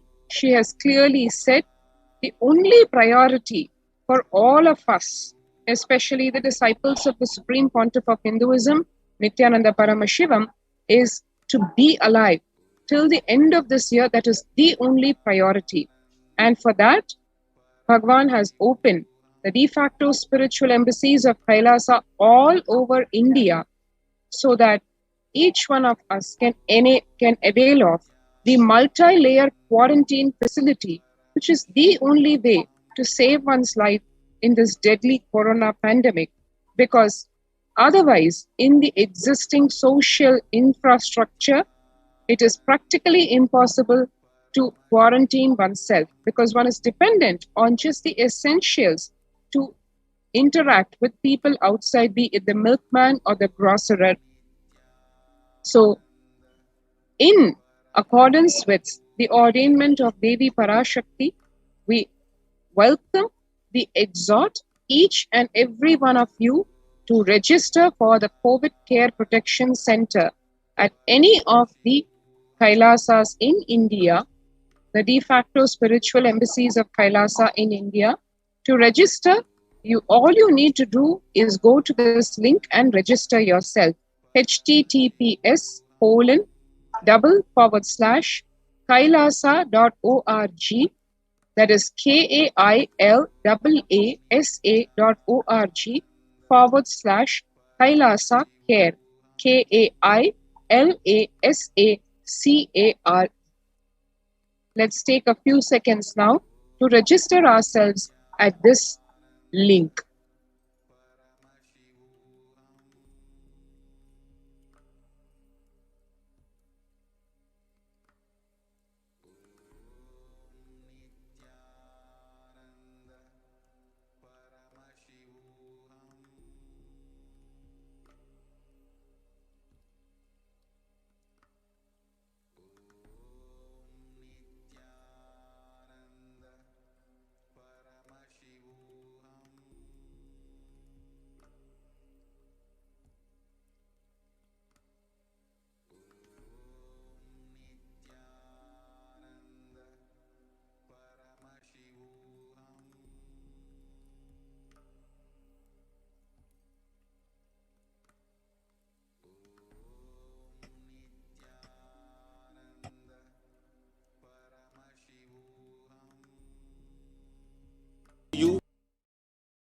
If you are not interested, we will explain the whole science, inspire you and make you interested in enlightenment time.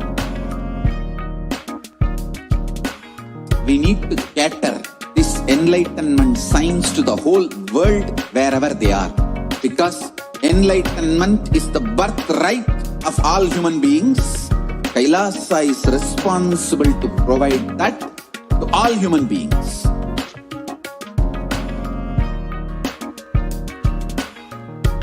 Kailasa is the totality of the knowledge I received from my gurus and practice manifested in my life, perfected by teaching millions of people from all cultures, time zones, backgrounds, genders, nationality, race, from every creed.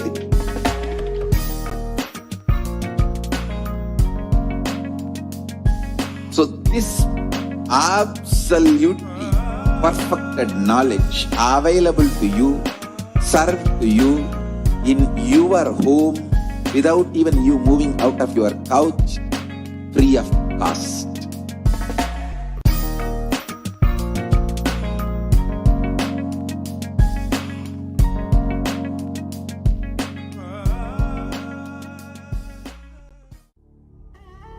What I mean by the word E-Kailasa, listen intensely.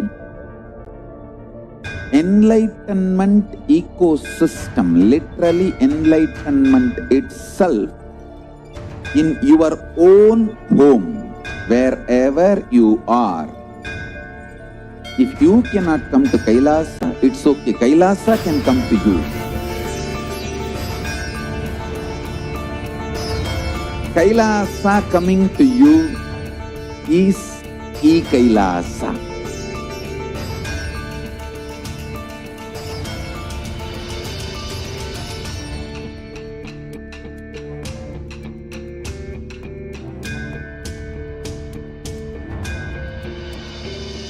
I will revive Hinduism. I am a Hindu revivalist, not by any revolution, but by evolution.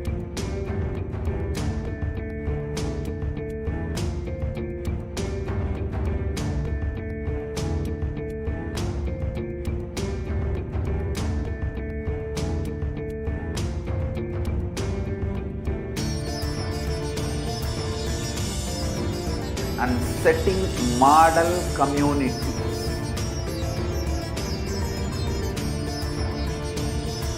Kailasas, enlightenment ecosystems, Sarvanya Peethas all over the world.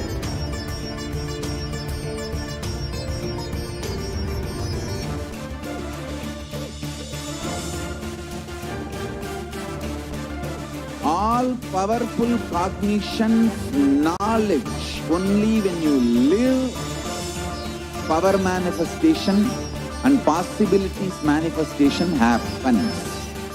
This is a fundamental truth.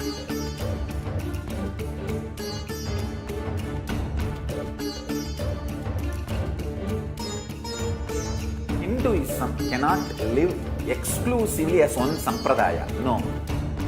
All sampradayas of Hinduism is an ecosystem.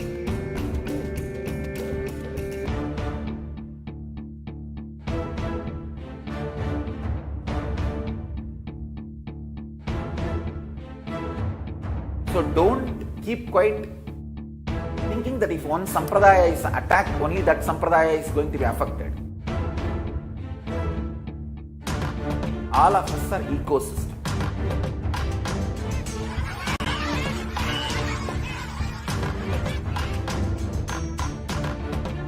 I invite all of you to get involved and enjoy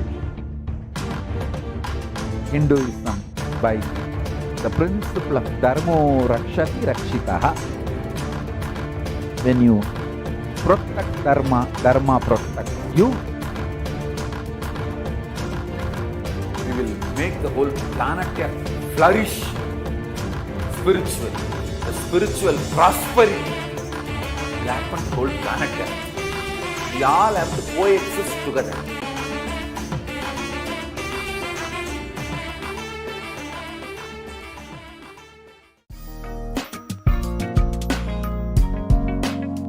We get you health. We get you ability to build beautiful relationships in your life. We get you direct spiritual support, and we make sure you become wealthy.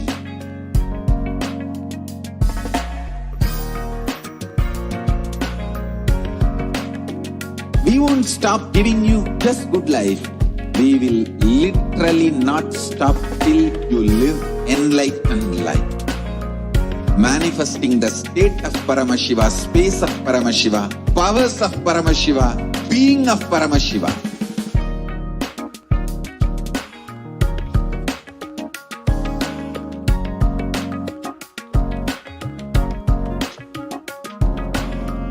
Whole world should become Kailasians.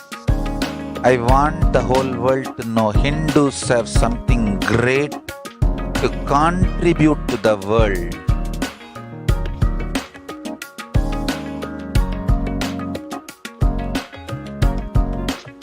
We have something great to contribute to the world.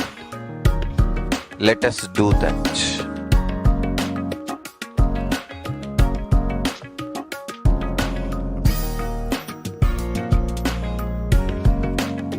Kailasa is proper customized spiritual service helping you to identify your root patterns of suffering. We have perfected the science of helping every individual from every cultural, religious, nationality background.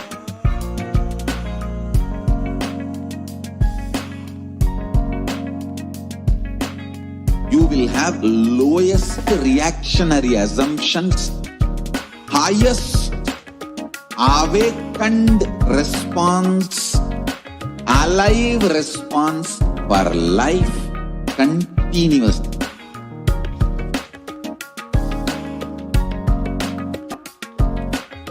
Kailasa is enlightenment ecosystem, literally enlightenment itself in your own home, wherever you are. Proper customized spiritual service helping you to complete with your life negativity, withdrawal from life, self-hatred, self-denial, self-doubt, so much of tiredness, laziness. We can support you, aligning your diet, your attitude, your aptitude, your understanding about life. We can help you with everything.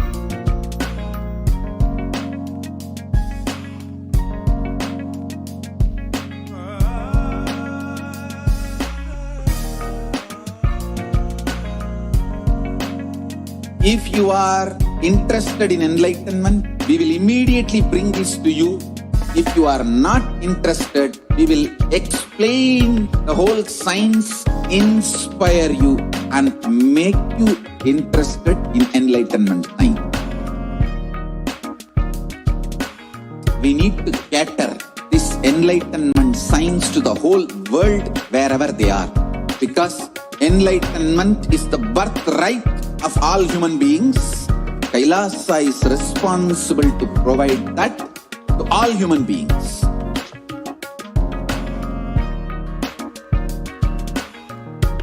Kailasa is the totality of the knowledge I received from my gurus and practice manifested in my life, perfected by teaching millions of people from all cultures, time zones, backgrounds, genders, nationality, race, from every creed.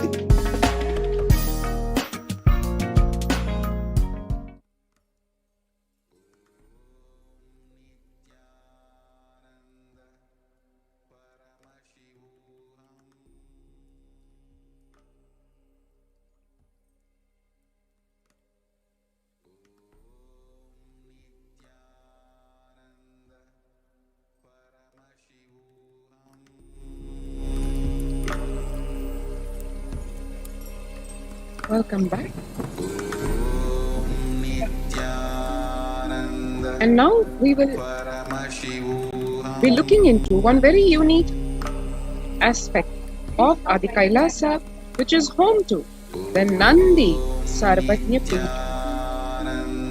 Nandi Sarvajna Peetham literally is the lazy man's abode for enlightenment. Yes, this is exactly what the Supreme Pontiff of Hinduism actually revealed when he was explaining about what the Nandi Sarvajna Peetham is all about, how it leads a person directly to enlightenment, and how it is practically a stress-free, leisurely, relaxed lifestyle to get enlightened. The Supreme Pontiff of Hinduism is establishing the Nandi Sarvajna Peetham and reviving the entire tradition of the Gomata worship and Go Seva as per the Veda Agamic traditions. Gomata is ascribed in the scriptures of Sanatana Hindu Dharma as a representation of all the 33 crores of gods, goddesses, and highly revered, respected, equal to the mother giving birth to one. Serving her by any means and in her company empowers one with all the traits of enlightenment. The Nandi Sarvajna Peetham is going to open in various Kailasa all around the world. Just living with the cows, touching them, serving them, all one's violence, anger, everything just melts down. One becomes a compassionate and loving being. This is the power of the very muscle memory, the sacred cow. The Nandi Sarvagya Pitha is headquartered in Adi Kailasa on Nandi's Jiva Samadhi, and many Kailasas will have dedicated space for Nandi Sarvagya Pitha. Nandi Sarvagya Pitha will be hosting all beings of the world, and all genders will coexist, including human beings. All those who want to live this peaceful lifestyle, just taking care of cows, living with them, and experiencing enlightenment, can actually write to contact@kailasa.org or contact@gaumandir.org. One can register for the COVID care protection centers by registering at kailasa.org/kailasacare.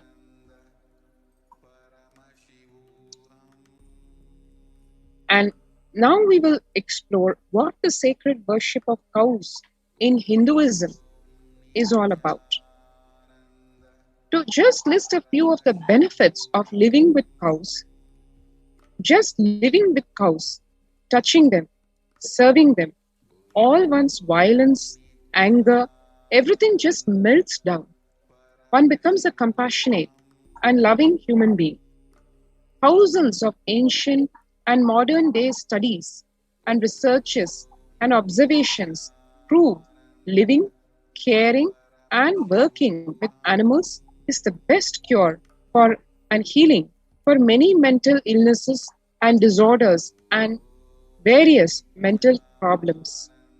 All those who want to live this peaceful lifestyle, just taking care of cows, living with them, and experiencing enlightenment, should come to Nandi Sarvagya Pitha. Just the power of initiation and listening to Guruva, Shvetaketu became enlightened just by taking care of the Guru's cows. Go Seva is not just a good act, a noble act for some punya or social service. Go Seva is a direct path for enlightenment. Goshalas are one of the five pillars of the Kailasa ecosystem.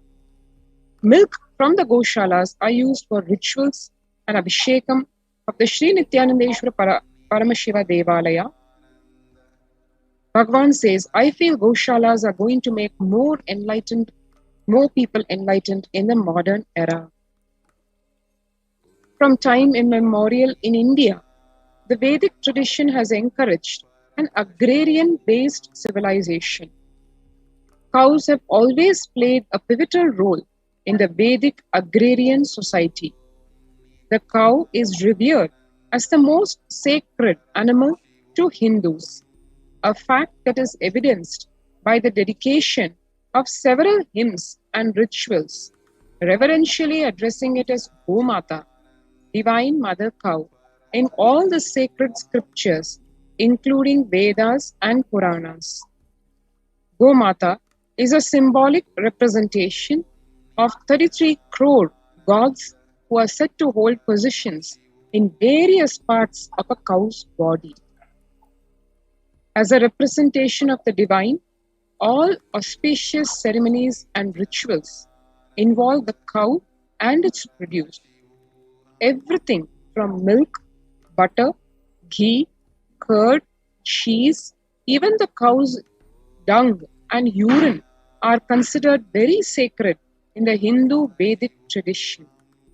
From the Vedic period to this day, gifting or donating cows to deserving persons was considered a very sacred act and a way to wash away all one's sins, karmas, samskaras of the past births and present births.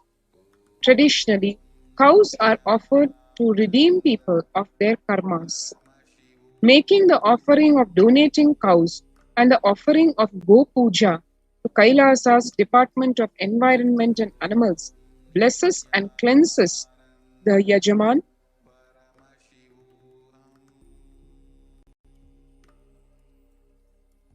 of all his sins and karmas, not only in this Janma, but all the past Janmas as well.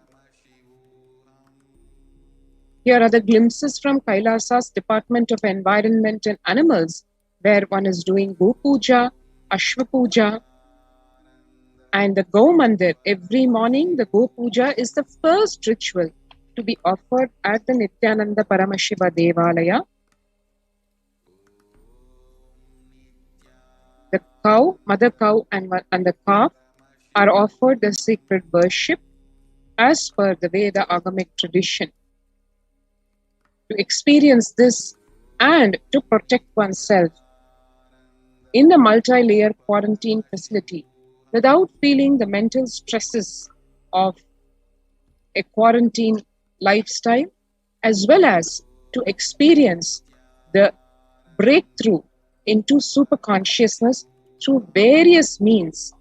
This one of them being through serving the Gomata at the Goshala, experience the Advaita, the oneness, to drop all one's anger, violence, just through the touch of the cow's body, which very muscle memory translates non-violence and compassion. One can register now through the link kailasa.org, kailasa.org/Kailasa Care, KAILASACARE. Do register yourself now.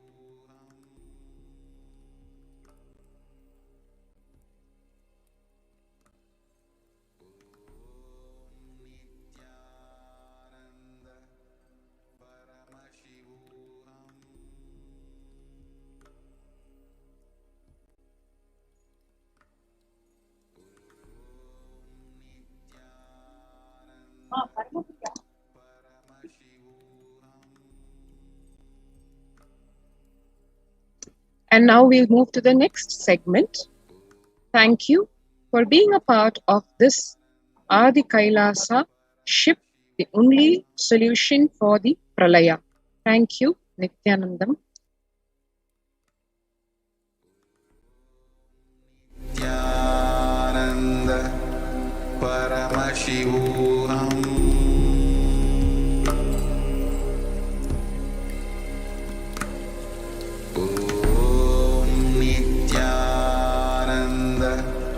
Paramashivoham.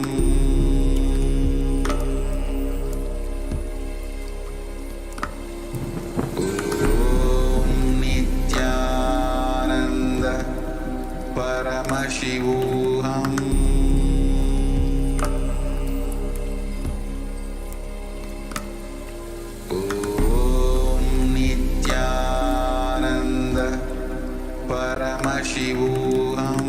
Om Nityananda Paramashivoham. Paramashivoham.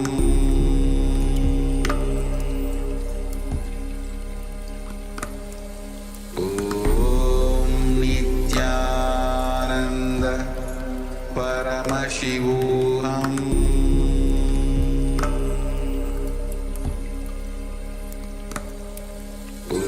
Om Nityananda Paramashivoham.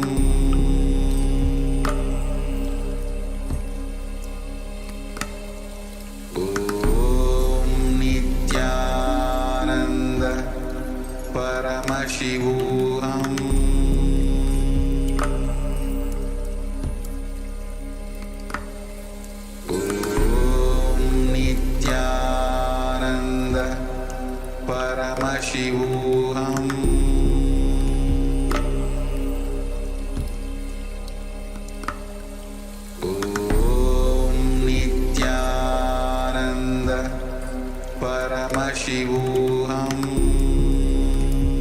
Just be alive for next 3 years. Don't die within next 3 years.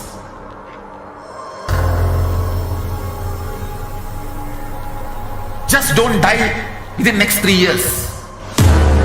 Be alive. Somehow be alive. I'm working sincerely. I will reach you somehow. Somehow I will reach you. It's my commitment to humanity.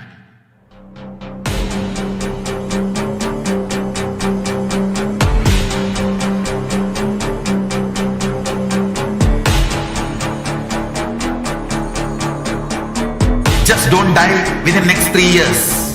I will reach you wherever you are, whichever corner of the world you may be. I will reach you with enlightenment. You manifesting the space, state, powers, being, Paramashiv. It is possible, and it is possible for you.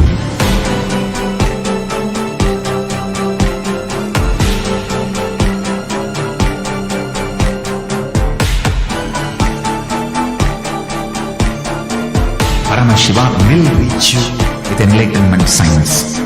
I know he is going to do the job. Just be alive for next 3 years. Nothing else. Just be alive for next 3 years. Don't die within next 3 years.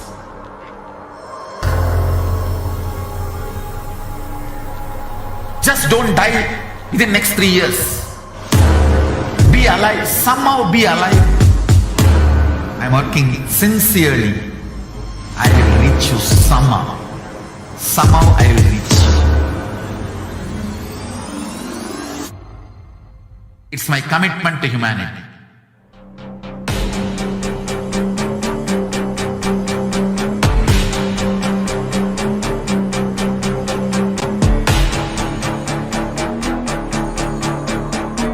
Just don't die within next 3 years. I will reach you wherever you are, whichever corner of the world you may be. I will reach you with enlightenment. You manifesting the space, state, powers, being, Paramashiv. It is possible, and it is possible for you.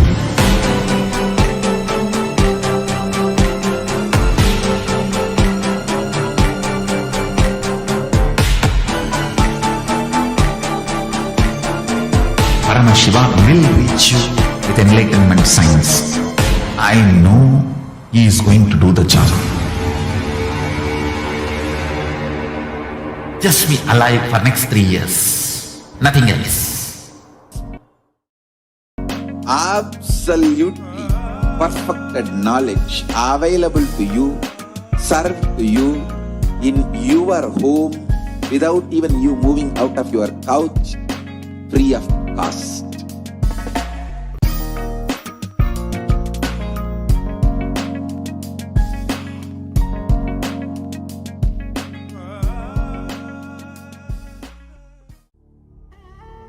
What I mean by the word Kailasa, listen intensely. Enlightenment ecosystem, literally enlightenment itself, in your own home, wherever you are. If you cannot come to Kailasa, it's okay. Kailasa can come to you. Kailasa coming to you is Kailasa.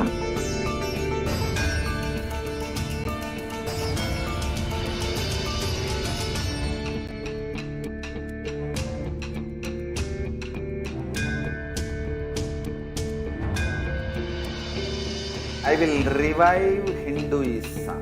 I am a Hindu revivalist, not by any revolution, but by evolution.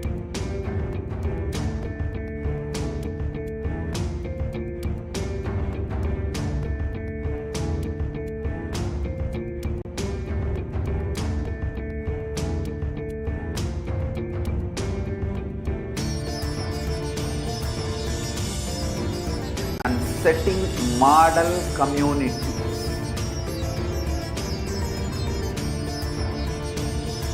Kailasa, enlightenment ecosystems, Sarvanya Peethas all over the world.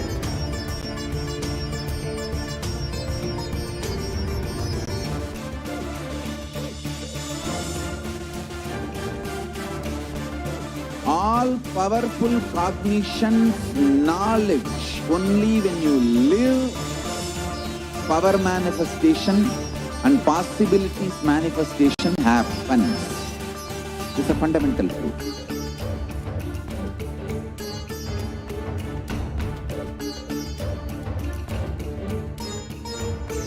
Hinduism cannot live exclusively as one sampradaya. No. All sampradayas of Hinduism is an ecosystem.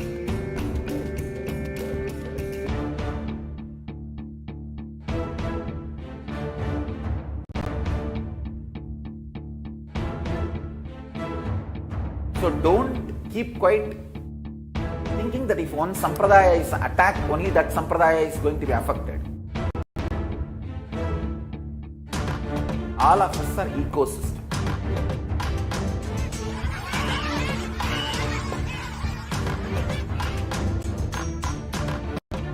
I invite all of you to get involved and enjoy Hinduism by the principle of Dharmo Rakshati Rakshitaha.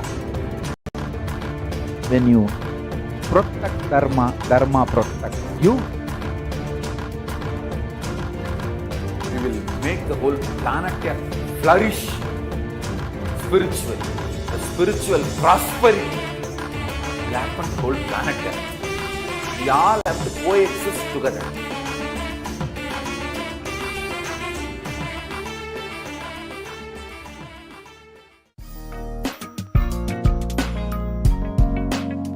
We get you health. We get you ability to build beautiful relationships in your life. We get you direct spiritual support, and we make sure you become wealthy.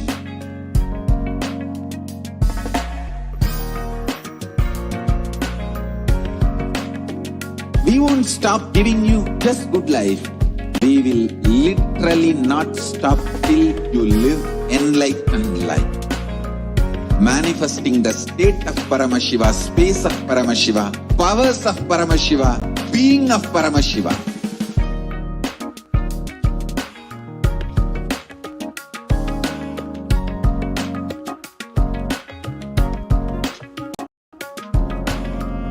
Whole world should become Kailasians.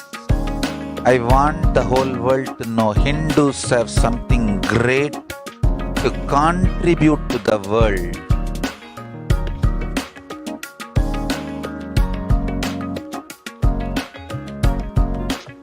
We have something great to contribute to the world. Let us do that.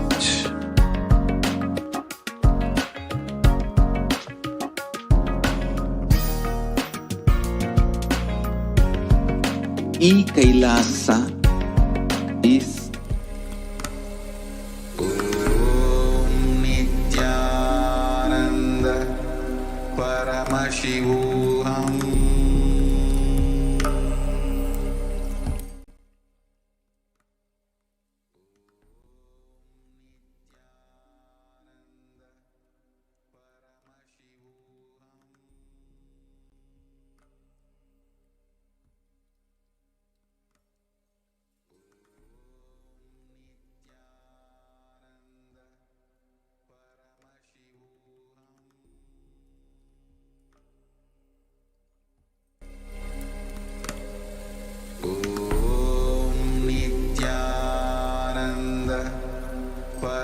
Paramashivoham.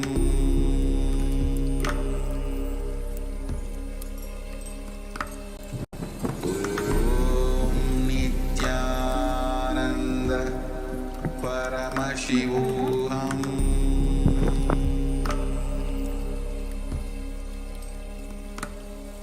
Om Nityananda Paramashivoham.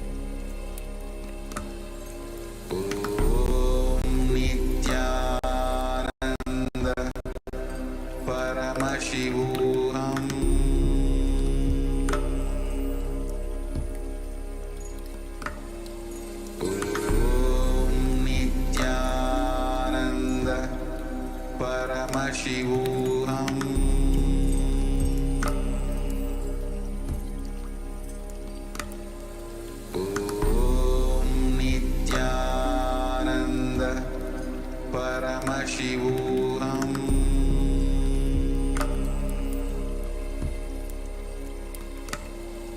Om Nityananda Paramashivoham.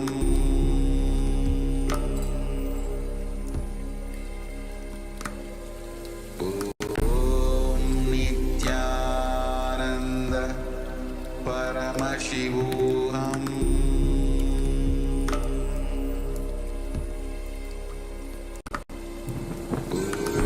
Om Nityananda Paramashivoham.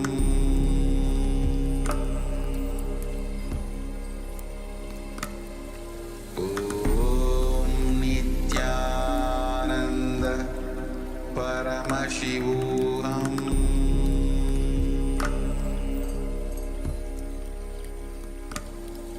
Om Nityananda Paramashivoham.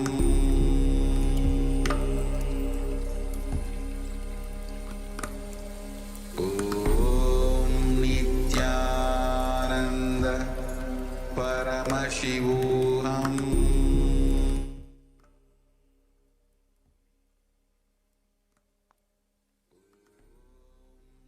Nityanandam. Welcome back to all of the viewers who had just been joining with us and gathering with us for the Devi Parashakti Akashik reading program. And we are continuing on today's program on Nityananda TV, Kailasa TV. For all of you viewers, for all of the people who are new, and for all of the people who are Kailasians, our sympathizers, our friends, our family across the world, into further the third and fourth parts and the continued segments of presenting to all of you in a great presenting to all of you the persecution against the Supreme Pontiff of Hinduism and also the women of Kailasa and all of his devotees who are women. I'd like to begin again this segment by telling all of the viewers and once again expressing my sincere, humble, and absolutely deep gratitude to the UN, the ONHCR, in order to actually being recognizing finally the Supreme Pontiff of Hinduism and the persecution that has been ongoing against him for the last decade.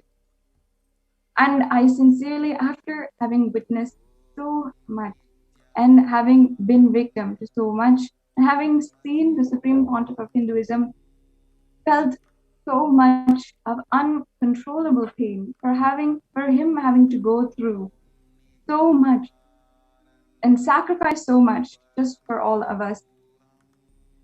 For this, I really wanted to express my gratitude to the UN for finally giving some kind of reprieve.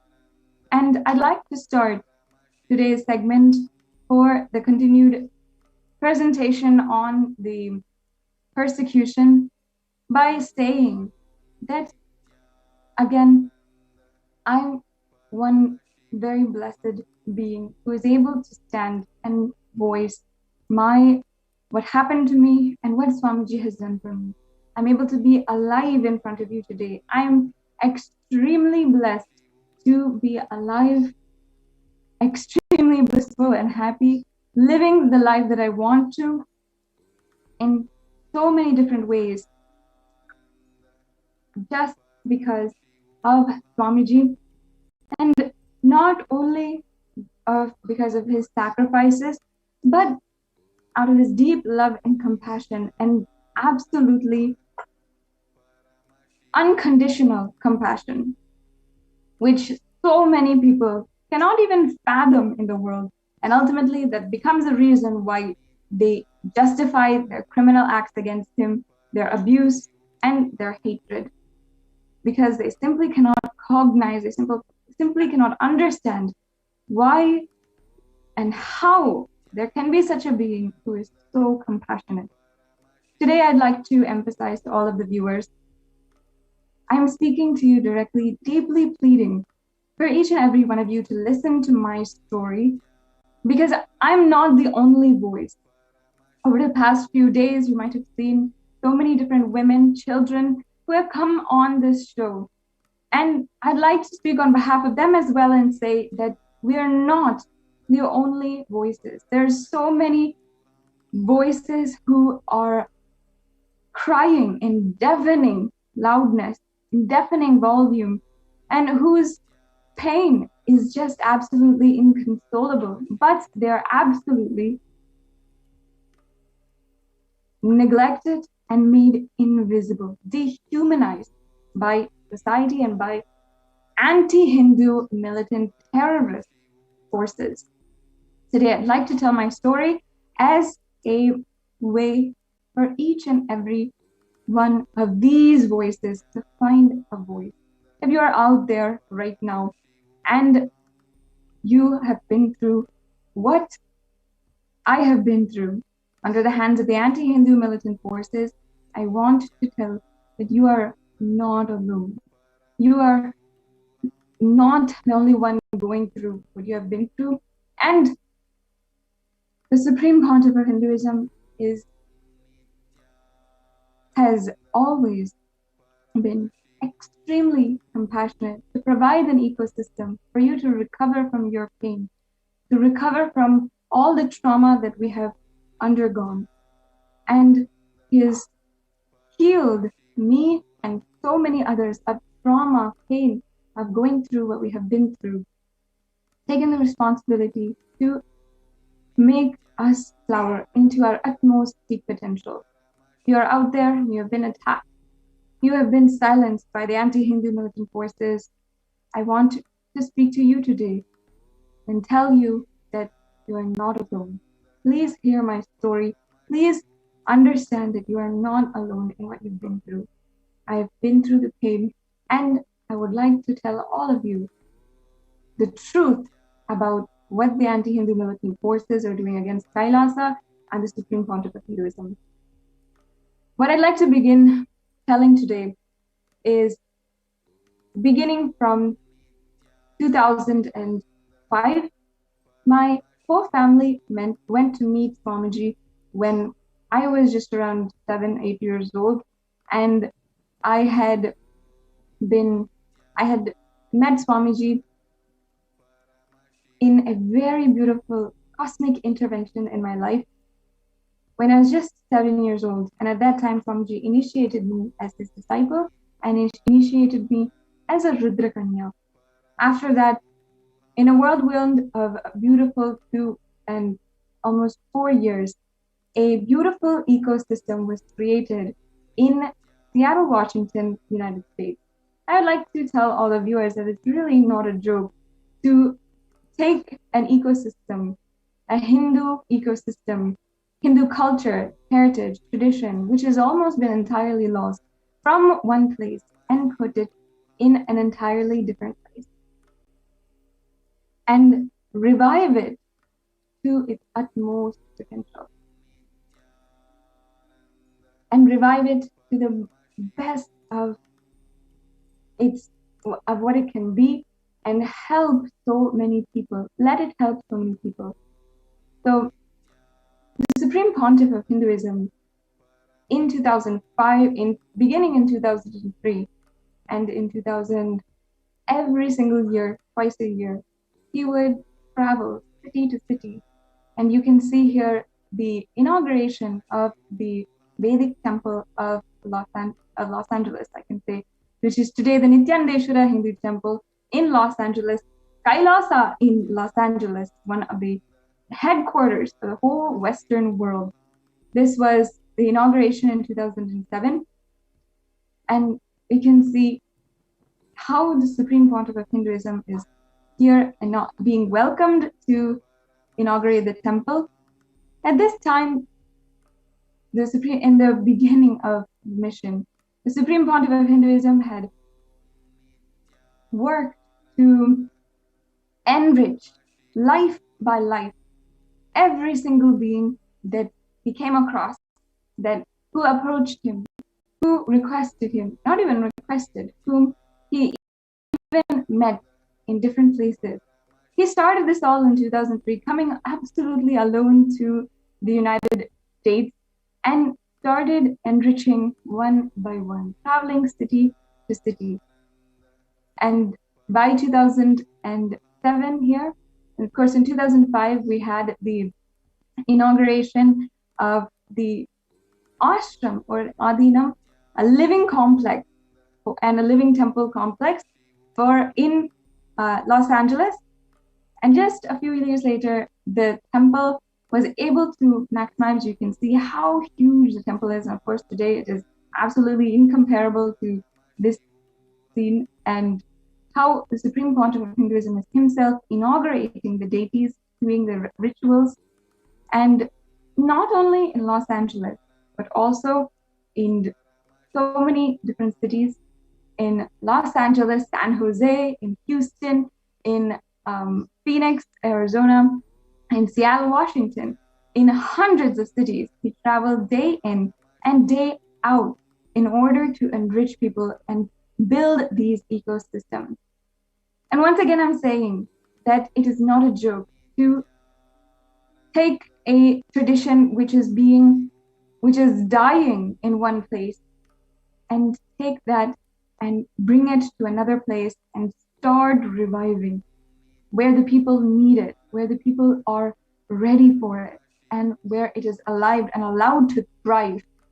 He had taken one tradition from one place and moved it to another, not moved it, but started it, revived it in another with a beautiful ecosystem, huge deities, colorful alankaram sets, jewels, everything that is needed for the ecosystem to run, the temple-based ecosystem that we celebrate in Hindu tradition, in Arunachaleshwara temple, in Madurai, in Varanasi, in so many different cities, and we enjoy them so deeply throughout our childhood.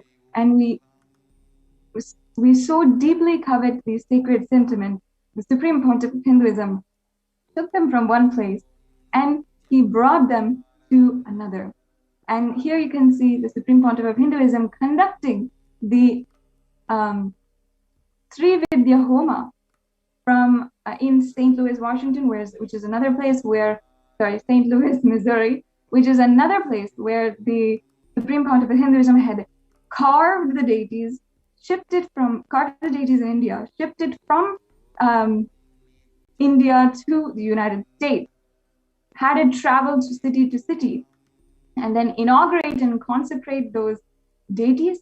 And here he is conducting the Sri Vidya Homa with, see, this Venkateshwara is actually the Venkateshwara which the Supreme Pontiff of Hinduism carved himself. And it is a 9-foot tall Venkateshwara, which is actually in the United States the tallest Venkateshwara deity there, and actually carved from stone in one mold. So it is a very unique, absolutely passionate, absolutely driven to give people a super conscious breakthrough.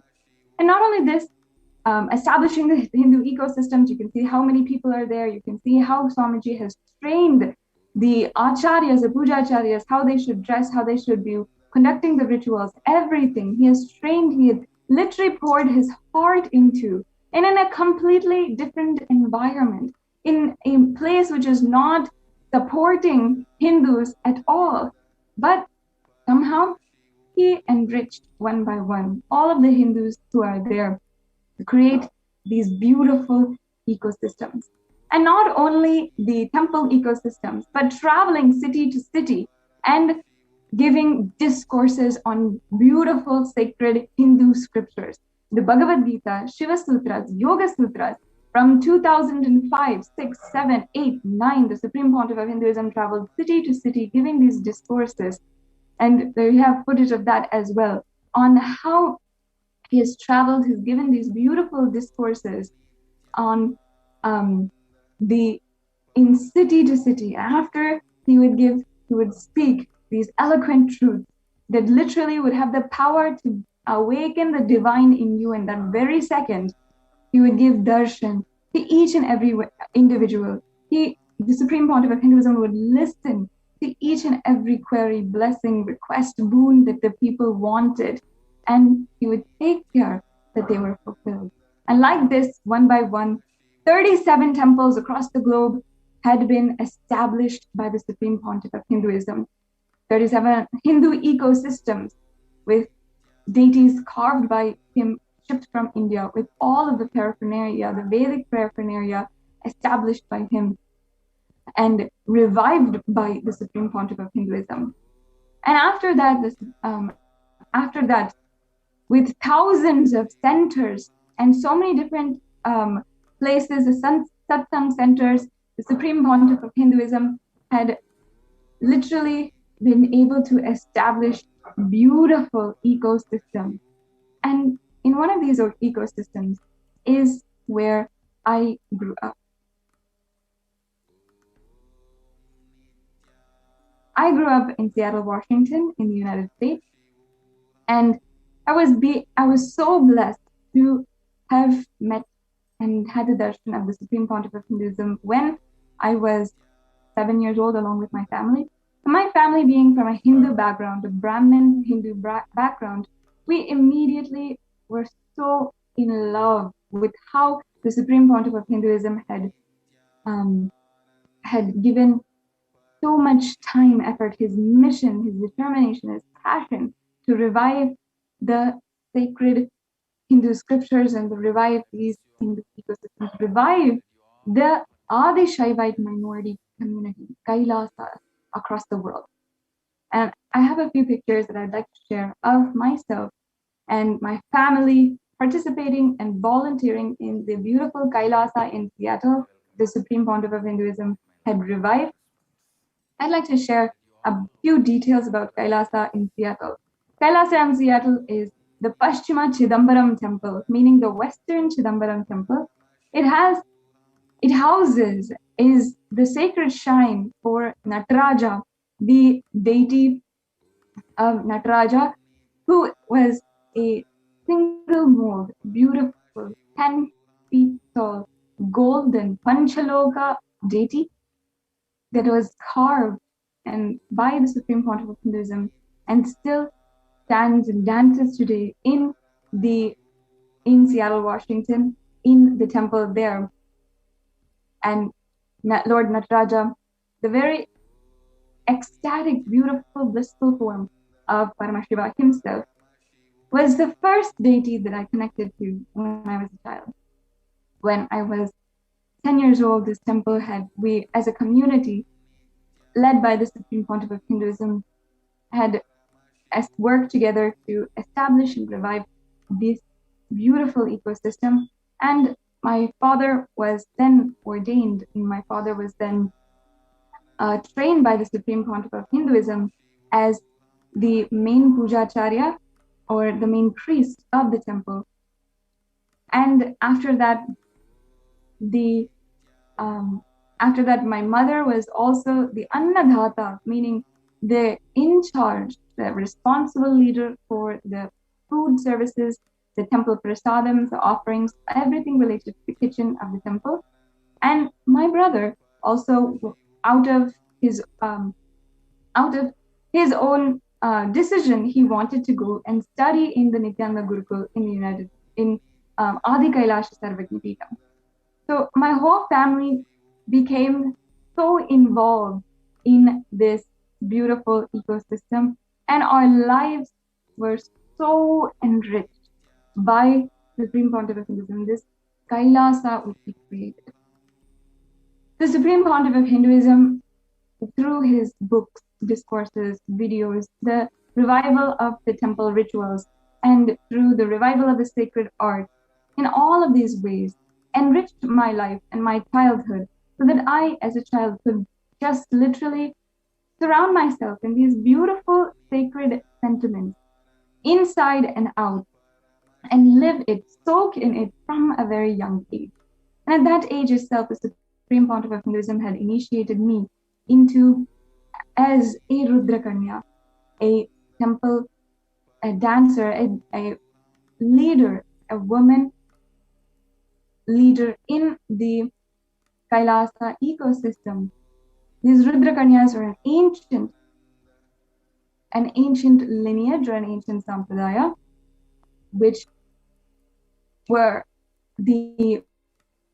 filled by women, and all of the Rudrakanyas were temple administrators and protectors and guardians of the sacred Hindu art.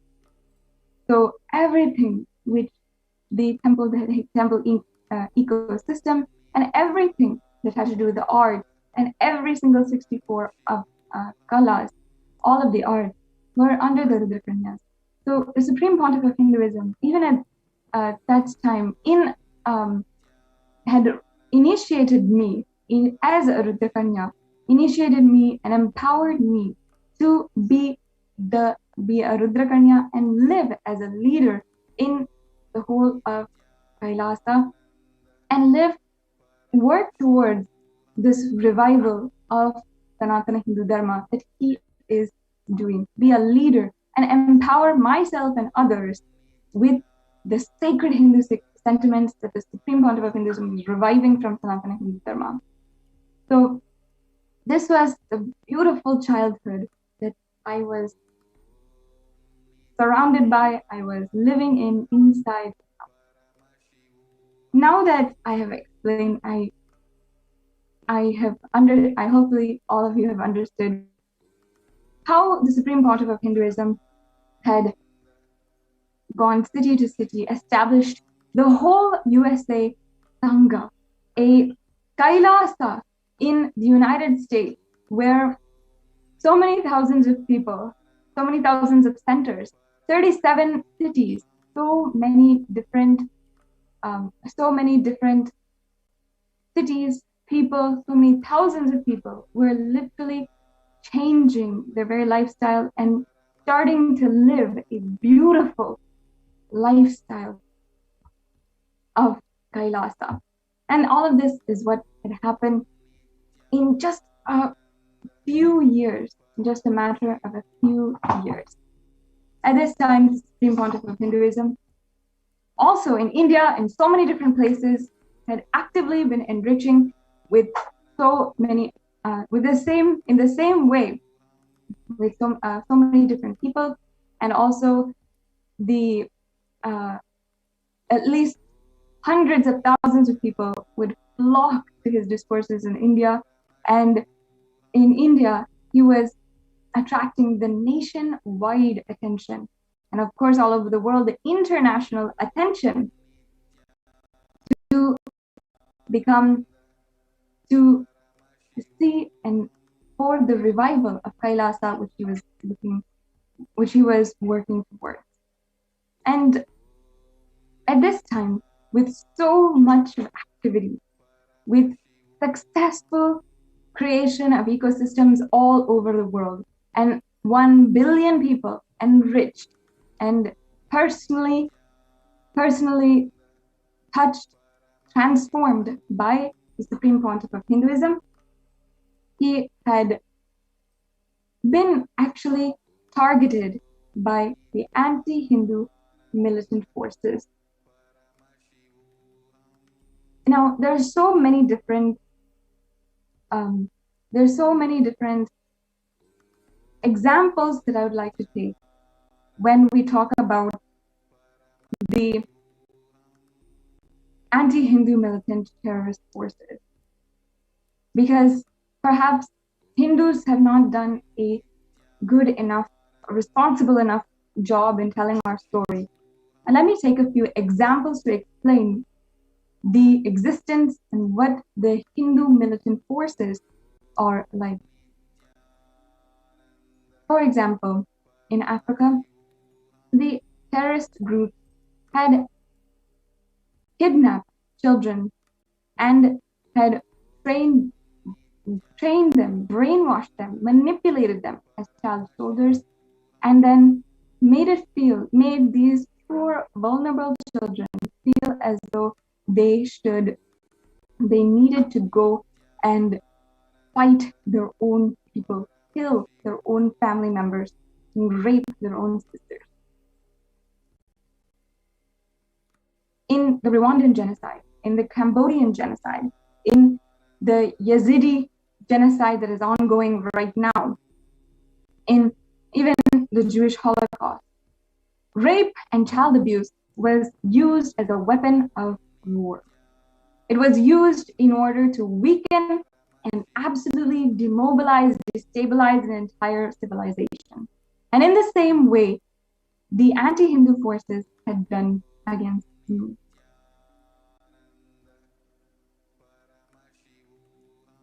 And against Kailasa, against the revival of the Supreme Pontiff, the revival of Kailasa, which the Supreme Pontiff of Hinduism was actively, successfully doing.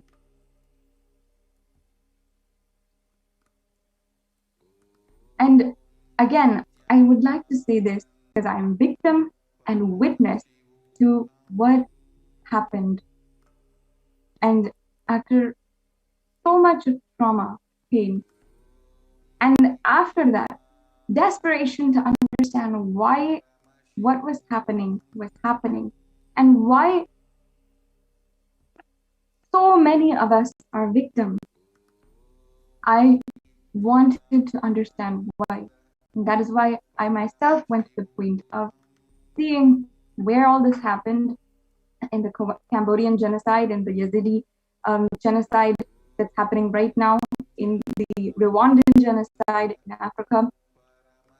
In so many different places, it has been a weapon war. And in the same way, the anti-Hindu militant terrorists have used rape, child sexual abuse, child sex trafficking, child molestation and manipulation and brainwashing, as well as objectification of women, sexualization of women in the media, and as well as rape and sexual assault of women against Kailasa and the Adi Shaivite minority tradition, which the Supreme Pontiff of Hinduism is reviving. And this is exactly what, thankfully, 10 years later, the Supreme Pontiff of Hinduism finally was able to be recognized for. And the persecution which happened against him, he was been able to be recognized for. That until now, he has stood for protecting Hindu women, period. I invite all of the viewers once again to share the link to see how the UN has recognized the persecution against the Supreme Pontiff of Hinduism and the ASMT women, and how the whole world we're just now being able to get the international attention. How we went literally door to door, begging, judiciary to judiciary, government to government, media house to media house, begging, asking for justice, that what the Supreme Pontiff of Hinduism was doing was right, purely good for the world. And finally, the United Nations has recognized, and we are getting international attention for the crimes done against the Supreme Pontiff of Hinduism and his disciples, especially his women disciples, and the Balasans, the children of who have decided to live their life and dedicate their life to the future of Hinduism. In the same way that rape has been used as a weapon of war in all of the genocides and holocausts of history so far, it has been used against Kailasa and the Adi Shaivite minority community.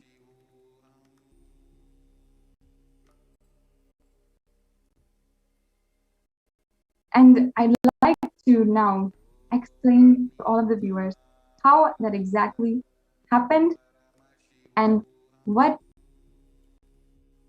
the anti-Hindu militant forces had done to victimize me and also so many people across the world. Before going forward, just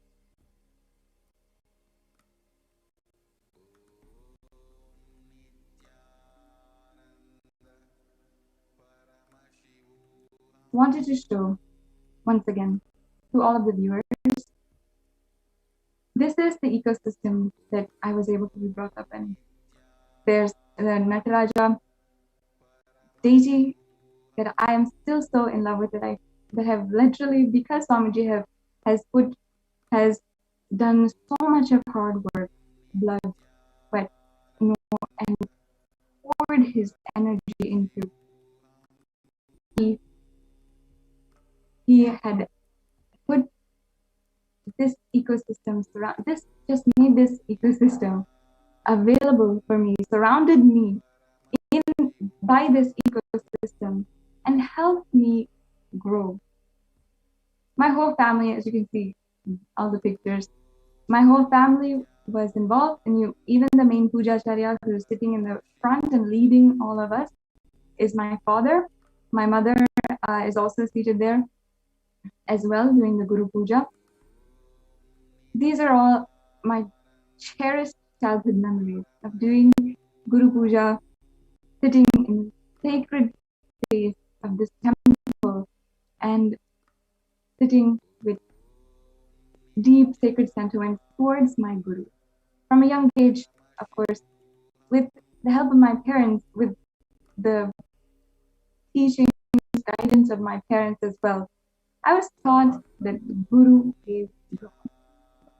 And this beautiful sacred sentiment is how I was able to empower myself at a young age. And the Supreme Pontiff of Hinduism had worked so dedicatedly to,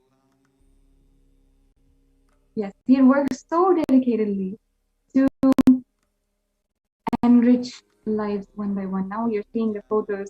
Thank you to the NTV operator for projecting those.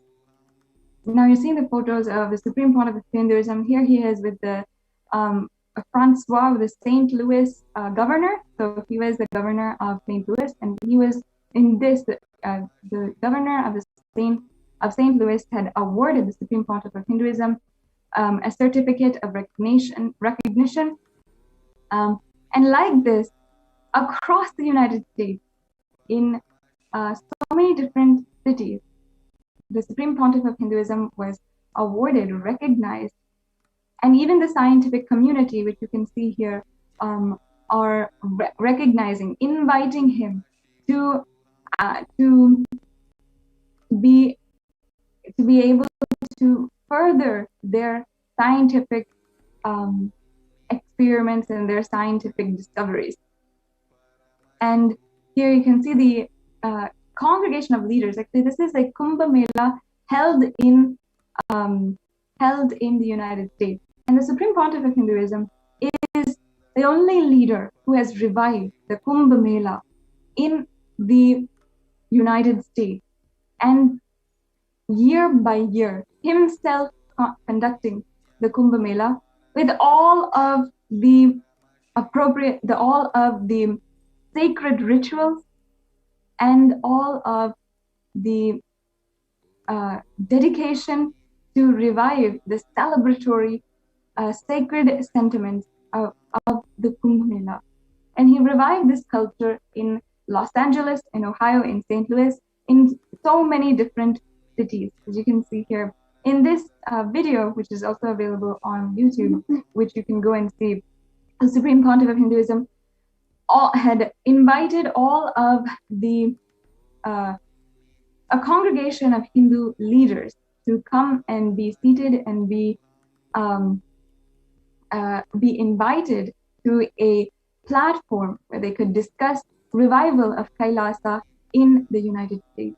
And as you can see here, a huge list of recognition of different certificates that were all from extremely notable, esteemed leaders of the United States government, even the California state legislation, the Supreme Court of California, the Senate, all have, as you can see here, even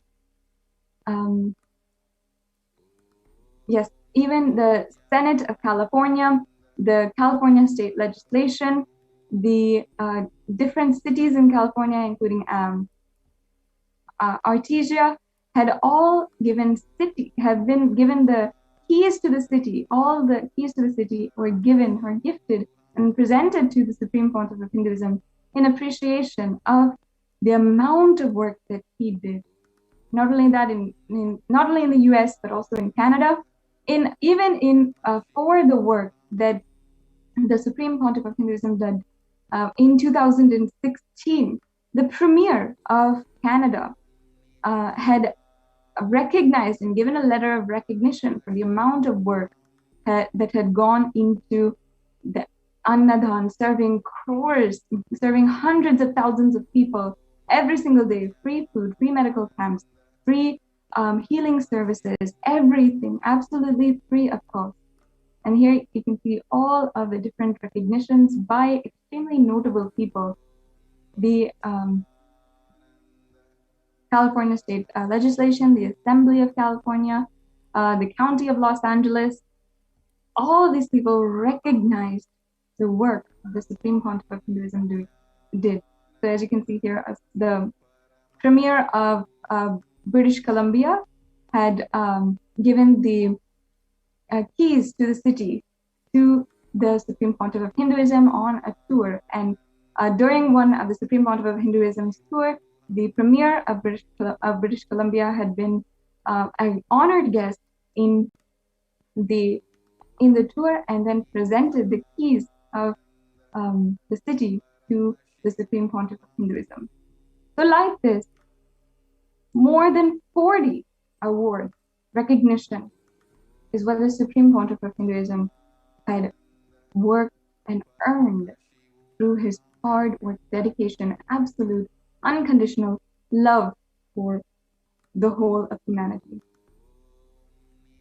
And it was this that the anti-Hindu militant forces and terrorists had simply destroyed and had cunningly, strategically worked to absolutely destroy, take over for two things. One, to leech the resources of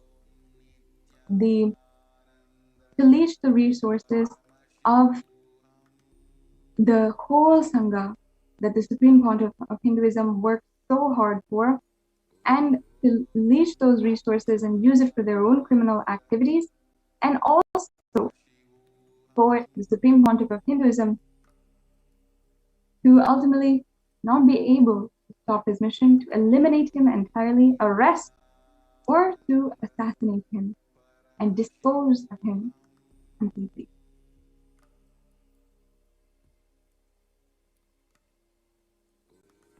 And now, coming back to what happened to me in the year 2008, anti-Hindu militant forces, the terrorist forces,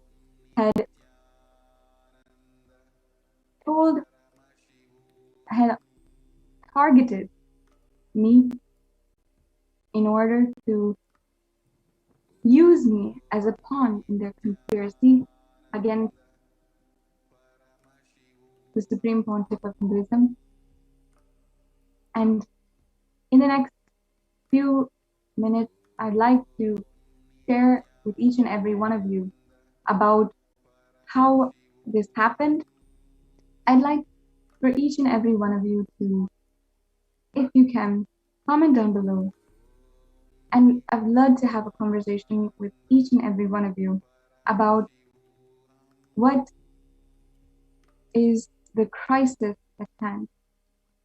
I hope that you've been listening so far to my story, and I hope that you have the patience and are able to listen at this point in time to my story, which I plead and insist that is not the story of just one girl, but what is happening, the trauma, the pain and suffering that has been happening and is happening against the Supreme Pontiff of Hinduism and all Hindu women.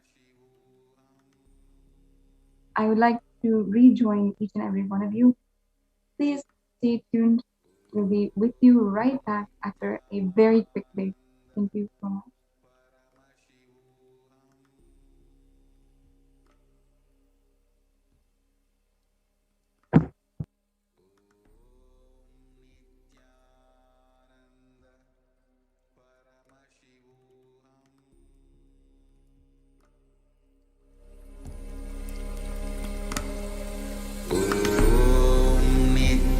Nityanand परमशिवोऽहम्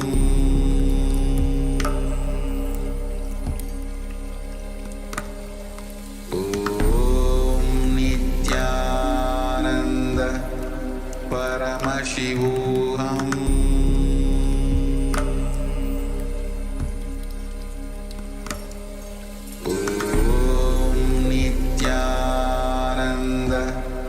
परमशिवोऽहम्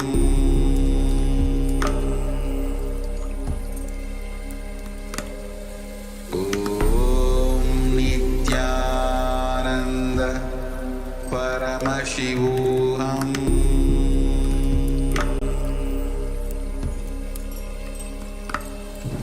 ॐ नित्यानन्द परमशिवोऽहम्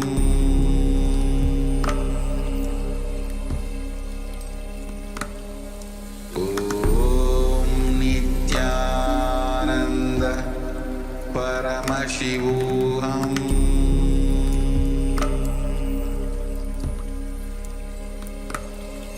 ॐ नित्यानन्द परमशिवोऽहम्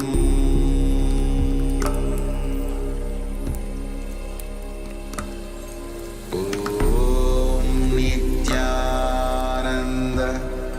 परमशिवोऽहम्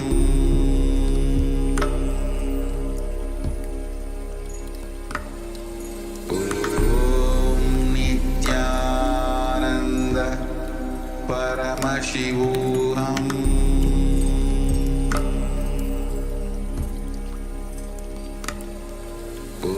ॐ नित्यानन्द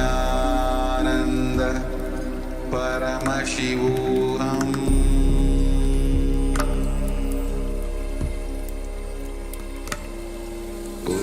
ॐ नित्यानन्द परमशिवोऽहम्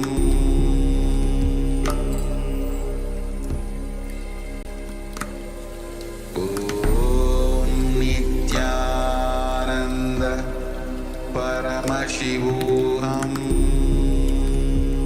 Just be alive for next 3 years. Don't die within next 3 years.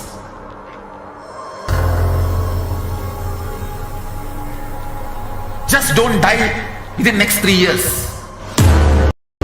Be alive. Somehow be alive. I'm working sincerely. I will reach you somehow. Somehow I will reach you. It's my commitment to humanity.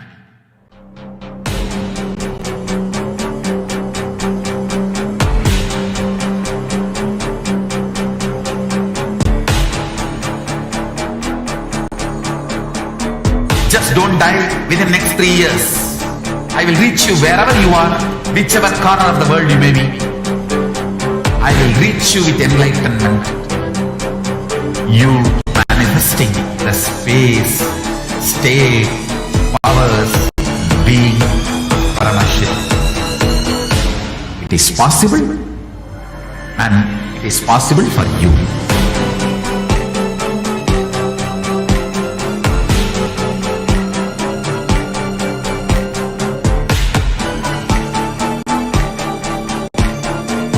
Paramashiva will reach you with enlightenment science. I know he is going to do the job. Just be alive for next 3 years. Nothing else.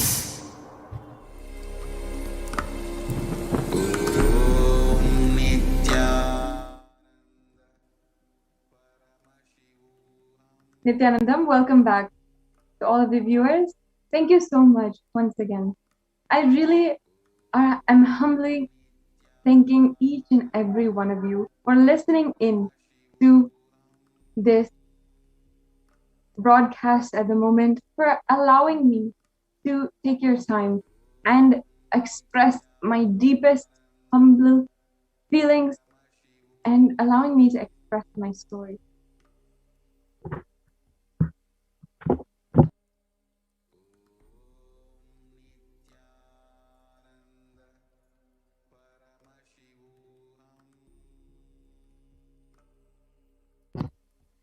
Yes. I'd like to continue on from where I had left off. I had been a 11, 12-year-old in this beautiful ecosystem that the Supreme Pontiff of Hinduism had created for me and so many hundreds of people to be enriched in their life and to empower themselves with a pure consciousness and empower themselves to make super conscious breakthrough happen in their life. And it was at this time that I was targeted by the anti-Hindu militant terrorists and one of their leaders.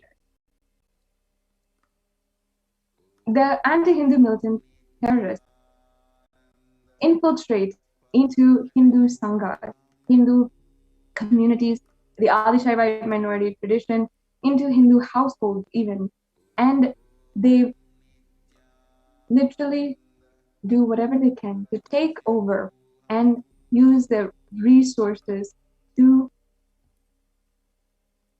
fuel their own criminal activities, take over the entire sanghas, take over the entire Kailasa, the entire communities, and literally make absolute rubbish, make literally the Hindu ecosystem destroyed to the point of no return. In Seattle, Washington, as I was in the United States, it became a target where as an isolated place, as a place away from India and away from so many places, it became an opportunistic ground for the anti-Hindu militant terrorist forces to target me and my family. And I know that I'm not the only one. I was told very clearly by the leader of the anti-Hindu militant terrorists that I was not the only one to have gone through, to be one of their victims, to have gone through what I have gone through. And I know that there's so much more than what I have been witness to. And thank God that Swamiji that he has protected me unconditionally, and he absolutely ensured that my life would not go to waste. When I was 12 years old, in November of 2008, my mother had gone to India in order to take care of her sick grandmother. And at this time, I became a very vulnerable target to the leader of the anti-Hindu militant force. And he was one of the leaders who would later show himself to the media actively conspiring against the Supreme Pontiff of Hinduism. His name was Vinay Bharadwaj. He was 33 years old, and I was 12.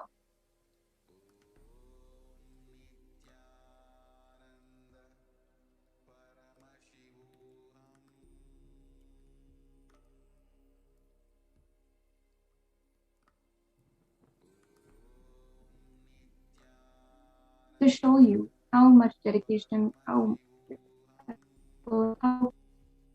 impressive is the building of the Kailasa in the United States. In the next segment, I'd like to show you how the anti-Hindu militant forces used to rape against women and children in order to entirely destroy that and destroy the effort to revive Kailasa and revive the Sanatana Hindu Dharma, revive Hinduism. when I was 12 years old at that time. Vinay, the leader of the anti-Hindu militant forces, had started to pay special attention to me.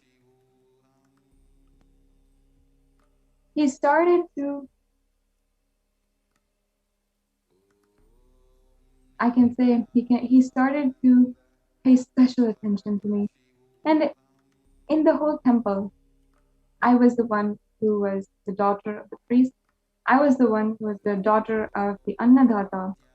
And my parents, being extremely humble, sincere, kind, friendly, devotional, had accepted Vinay as their friend and trusted him, as we all do in our community. We are a trusting, loving community, and there's absolutely nothing wrong with that. When I began to be manipulated and targeted by the leader of the anti-Hindu forces, the anti-Hindu terrorist, Vinay, I myself absolutely silenced by his words, by his actions, and by the power that he exerted over me and everyone else. Vinay Bharadwaj had been conspiring since that time. The moment he set his eyes on me, to use me in a pawn against the Supreme, as a pawn against the Supreme Pontiff of Hinduism. I would like to tell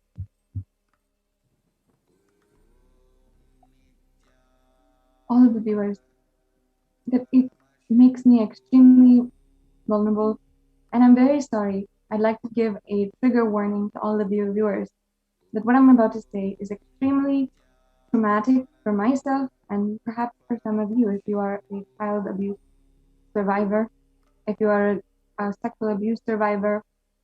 This is a trigger warning for each and every one of you that what I'm about to say is going to be extremely raw and extremely truthful about what he did and what had happened. When I was 12 years old, he started to speak to me about Swamiji, about the Supreme Pontiff of Hinduism, and he started to lure me away into his private spaces, into a private room in the temple, saying, oh, I'm tutoring her, I will give you tutoring, or I will help you in meditation, or I will, or he would say that I will make all of, I'll teach you meditation, I'll teach you the sacred scriptures. He would say this, and he would lure me away to private spaces, to different rooms, private rooms in the temple. And then, when that escalated, he started to then take me and call me on the phone when I was I'm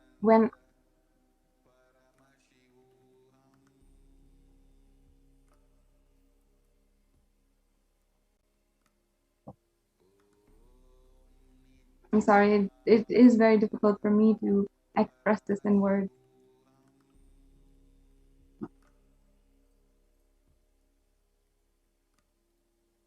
So I request all the viewers to stay tuned. I would like to fully express myself and tell my full story. I request each and every one of you to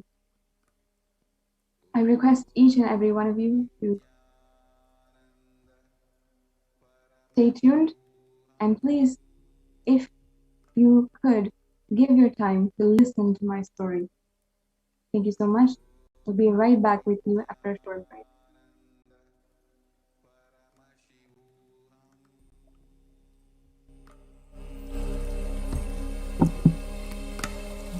Om Nityananda